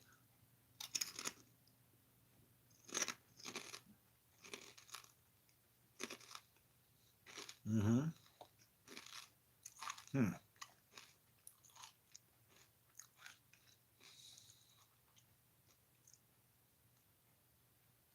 Wow.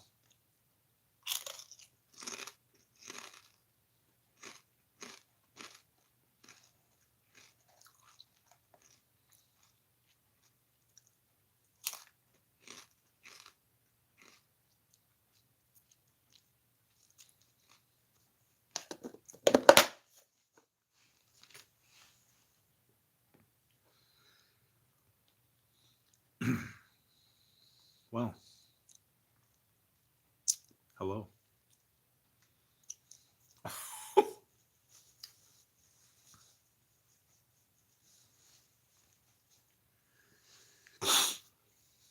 I like that. I'm from Pakistan. Mm.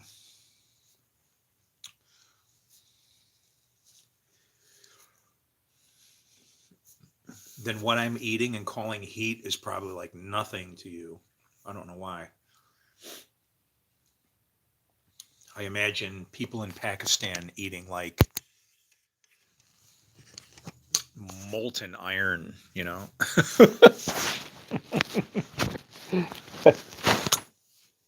on some kind of a special plate with a fork where they can hoist it to their lips. It's like you start getting into those areas and the passion that the people have is like intense. They're very, life is like means something to them. And unfortunately, then that means it can also be driven to, you know, perhaps great issues. Emotions and that kind of thing always come into play. Passion. It's dangerous.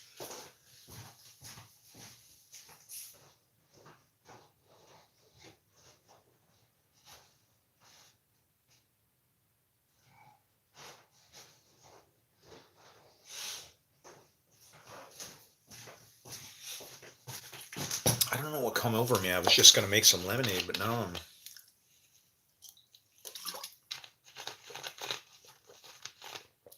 all of a sudden feeling kind of hungry. Hmm.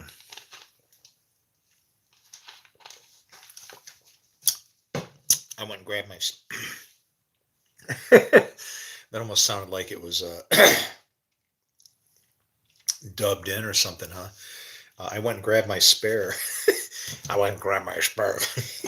Well, that sounded pretty weird, huh? He's a cyborg. We knew it. We knew it. Hey, I wonder if I could toast one of those in the toaster. Oh, man. That would be really good. You know what? I'm going to try that. Let's grab that toaster.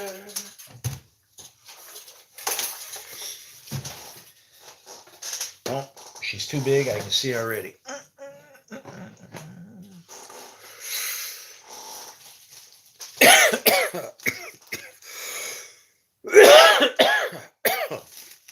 Man.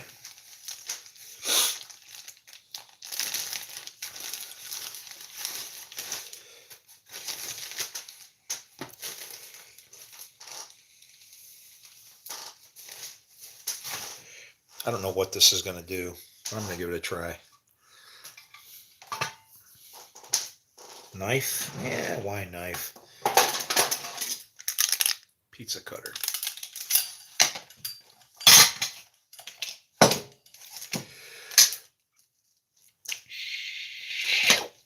Give them a run across. Throw it back in the drawer. Make life easy. All right, there's one. And there's two. Let's see what we do.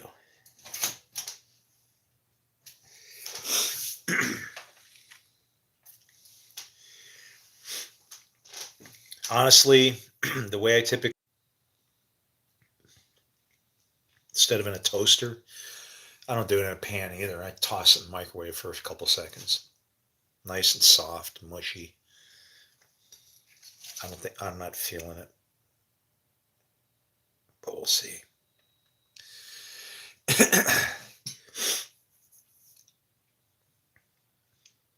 What I should do is take foil and cover up the top of the, or it'd be seems kind of dangerous, but you could wrap it in foil and then throw it in there. Throwing foil inside your toaster. Yeah, I don't know. Those little tines might be grounded out or something, so that could be a bad thing. I'm sure they are. Yeah, I don't know. How you would know is, I mean, I assume that all the internal parts of the thing can touch each other, right? Otherwise, it would start to cook the bread through the bread because there'd be current flowing through the bread from one side where the little metal things were to the other that are holding it in place. Yeah, so I mean, and that's a thought experiment. That's what Einstein would do. He would look at it and go, well, the bread has water in it. The water is conductive, will conduct electricity. There can't be electricity between these 2 points because if there was, you'd be like just begging for trouble. You'd throw a piece of nice soft bread in there, it's full of moisture, you'd have a damn electrical party going on, right? Probably not. What clause? Um, Listen, I know you guys think I'm not cool. I got words for you. Just because. Hey, these things are shrinking. They are definitely pulling themselves in a thing. And now they pop up. Hey, they did soften up. Whoa, look at, see all the steam? Check it out. I'll try and, here, I'll do this one. Ready? Can you see the steam coming out of there? It actually warmed up. All right. Butter time.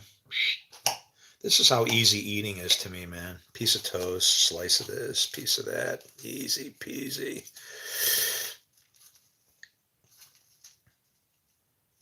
Get in there.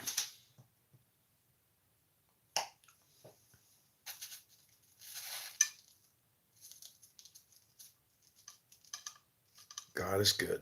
Thank you, Lord, for my food. I hope everybody else, wherever they are, they got enough too. If they don't, hopefully they'll pray to you and you'll show it up exactly as they need it. Amen.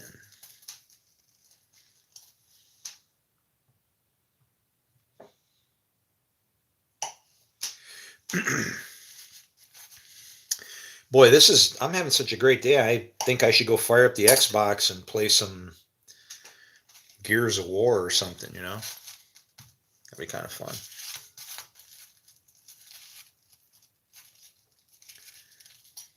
Oh, yeah.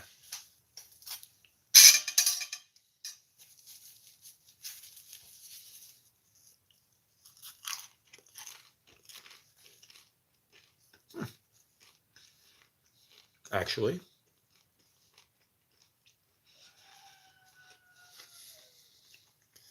I'm not bad at all.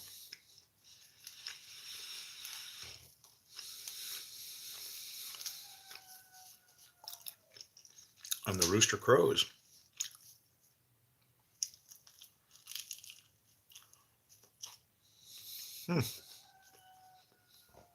Well, I'll be.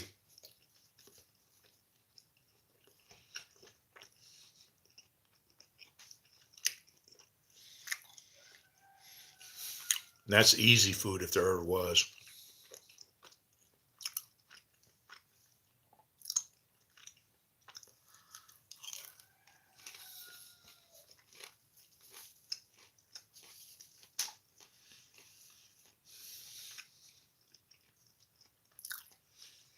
All right.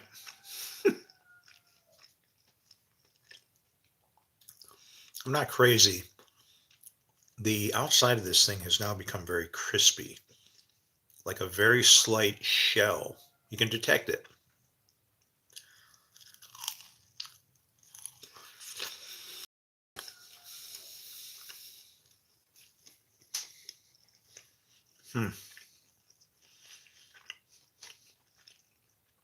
Now I want to blast it longer to see what it'll do.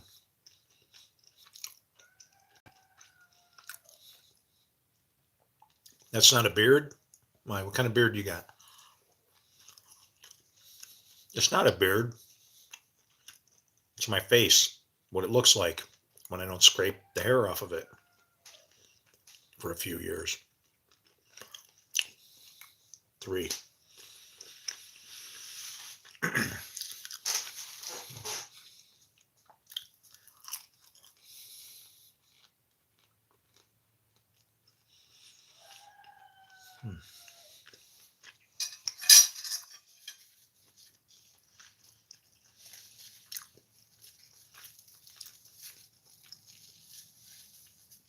Oh man.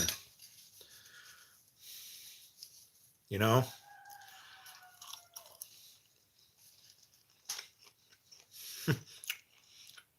I'm kind of bummed I didn't try this sooner.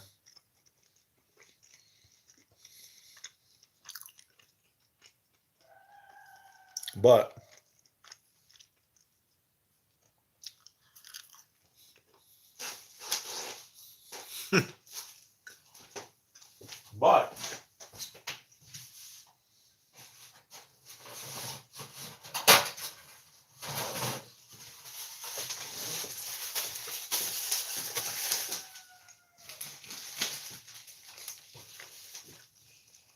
but since it's kind of hard to keep eating when you don't like what you're eating and the prices are too damn high to eat something that you don't want to eat, that right there is looking pretty damn good.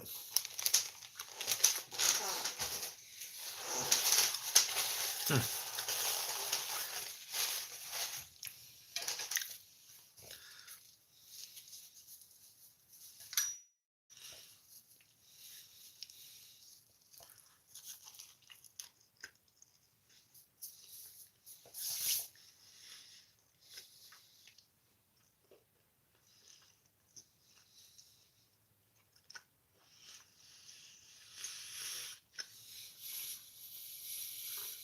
Mm.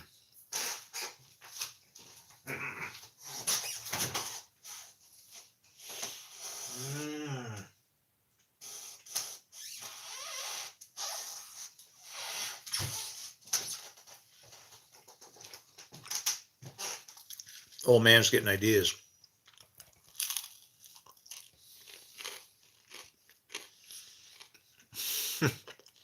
Oh, the crunch is just like, yeah, we're going to do this again.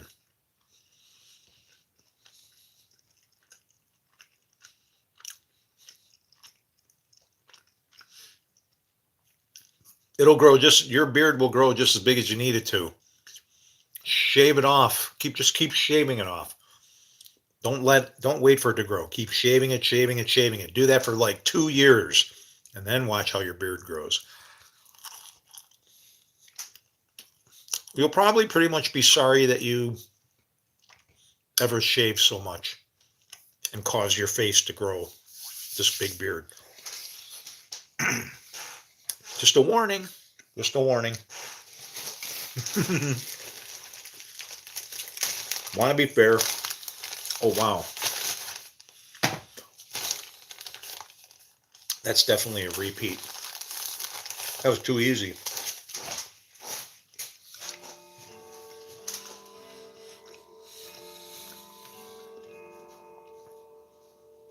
I don't even think I'm going to cut it. I'm just going to fold it in half, break it,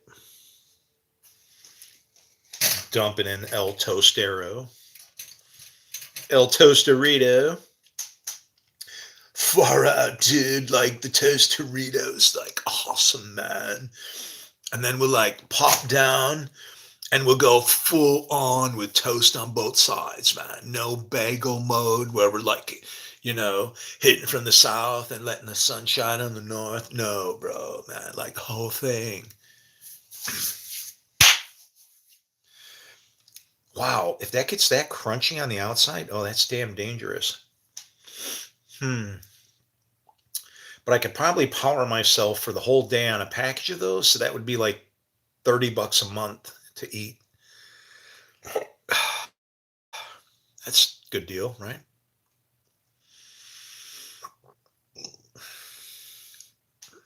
No, forgot about butter. And you gotta have a toaster. And you gotta have this, and you gotta have that, and you gotta have everything.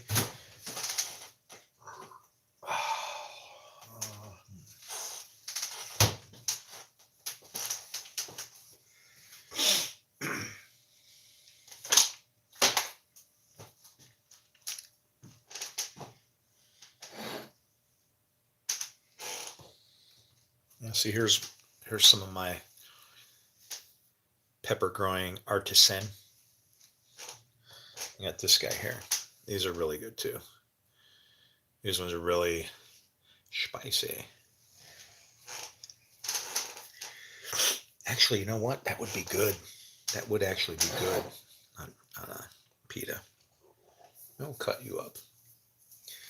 You need a very sharp knife. Don't have one there. Don't have one there.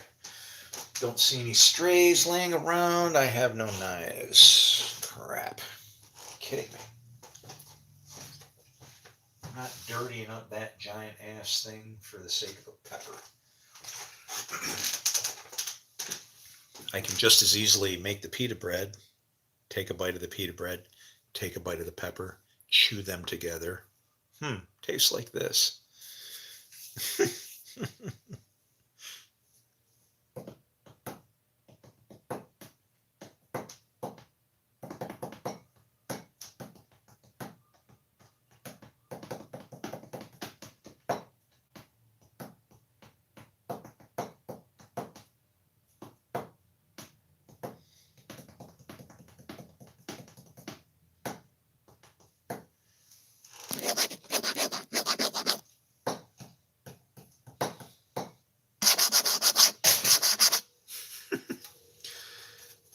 You really didn't get much crunchy. I was worried about you burning in there.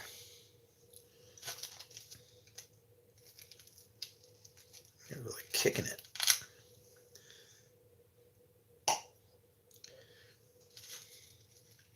Just have at it. Get out of there. Oh, come on.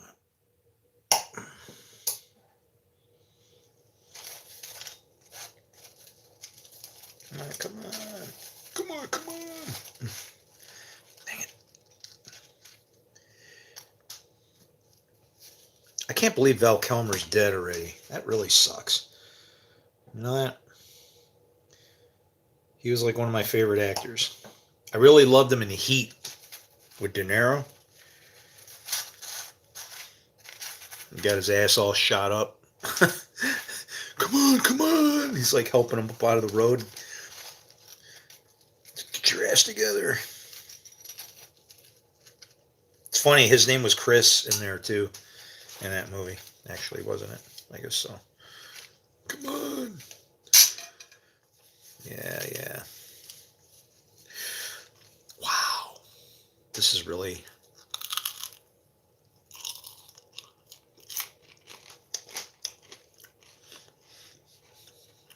I don't know.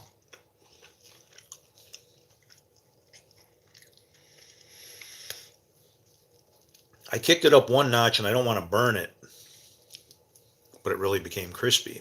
It's kind of nice. Do I believe in Jesus? What do you mean by that?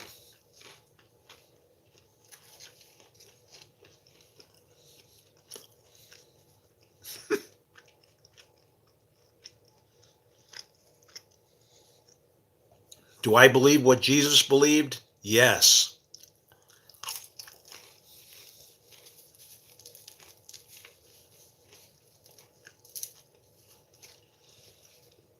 Hmm.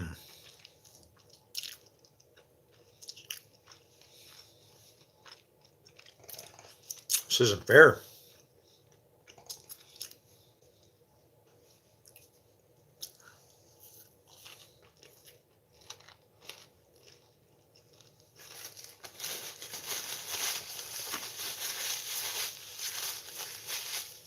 Hmm.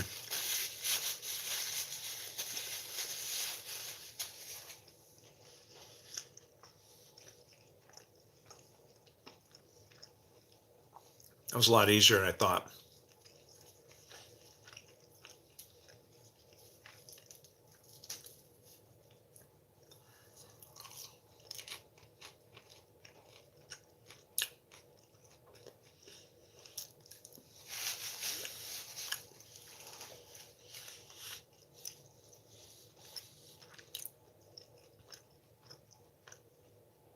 I feel that people shouldn't worry about believing in Jesus as much as they should worry about listening to what Jesus' mother said.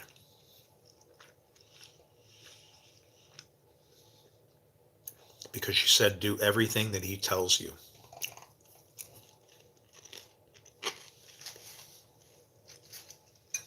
Do you?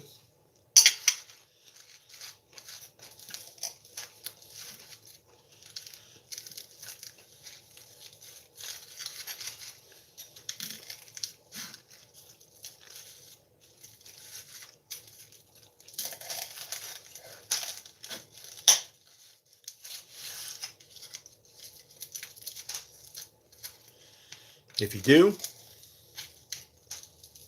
you see your kingdom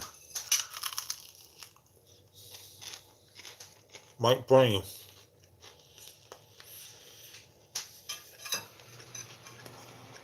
And you're working on it.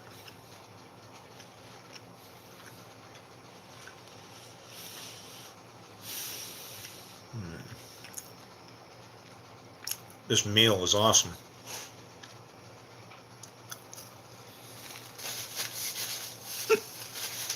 Distracted by food, it's wonderful.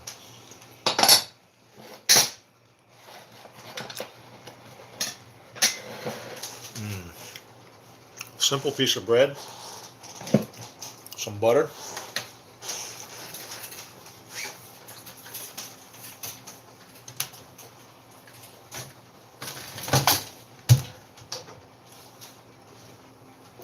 back to the grind.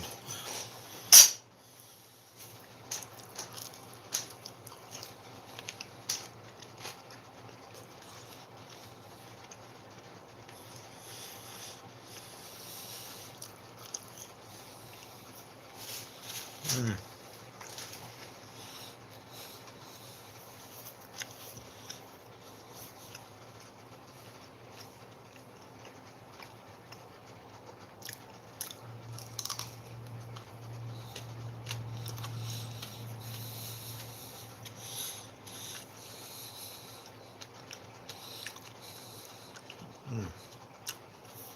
It was good.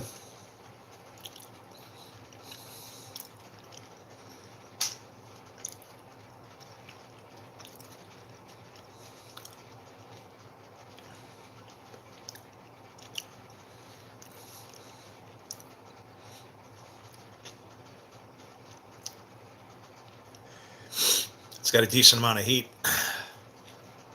Almost wants to tickle the nose.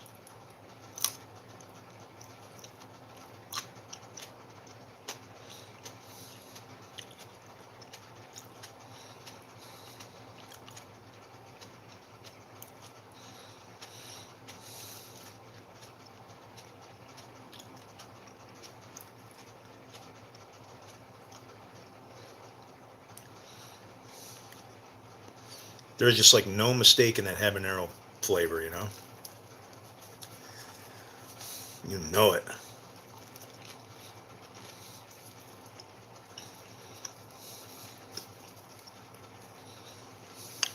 Mmm. Oh, hell yeah. Here it comes, baby. I might have to go off camera. Mmm.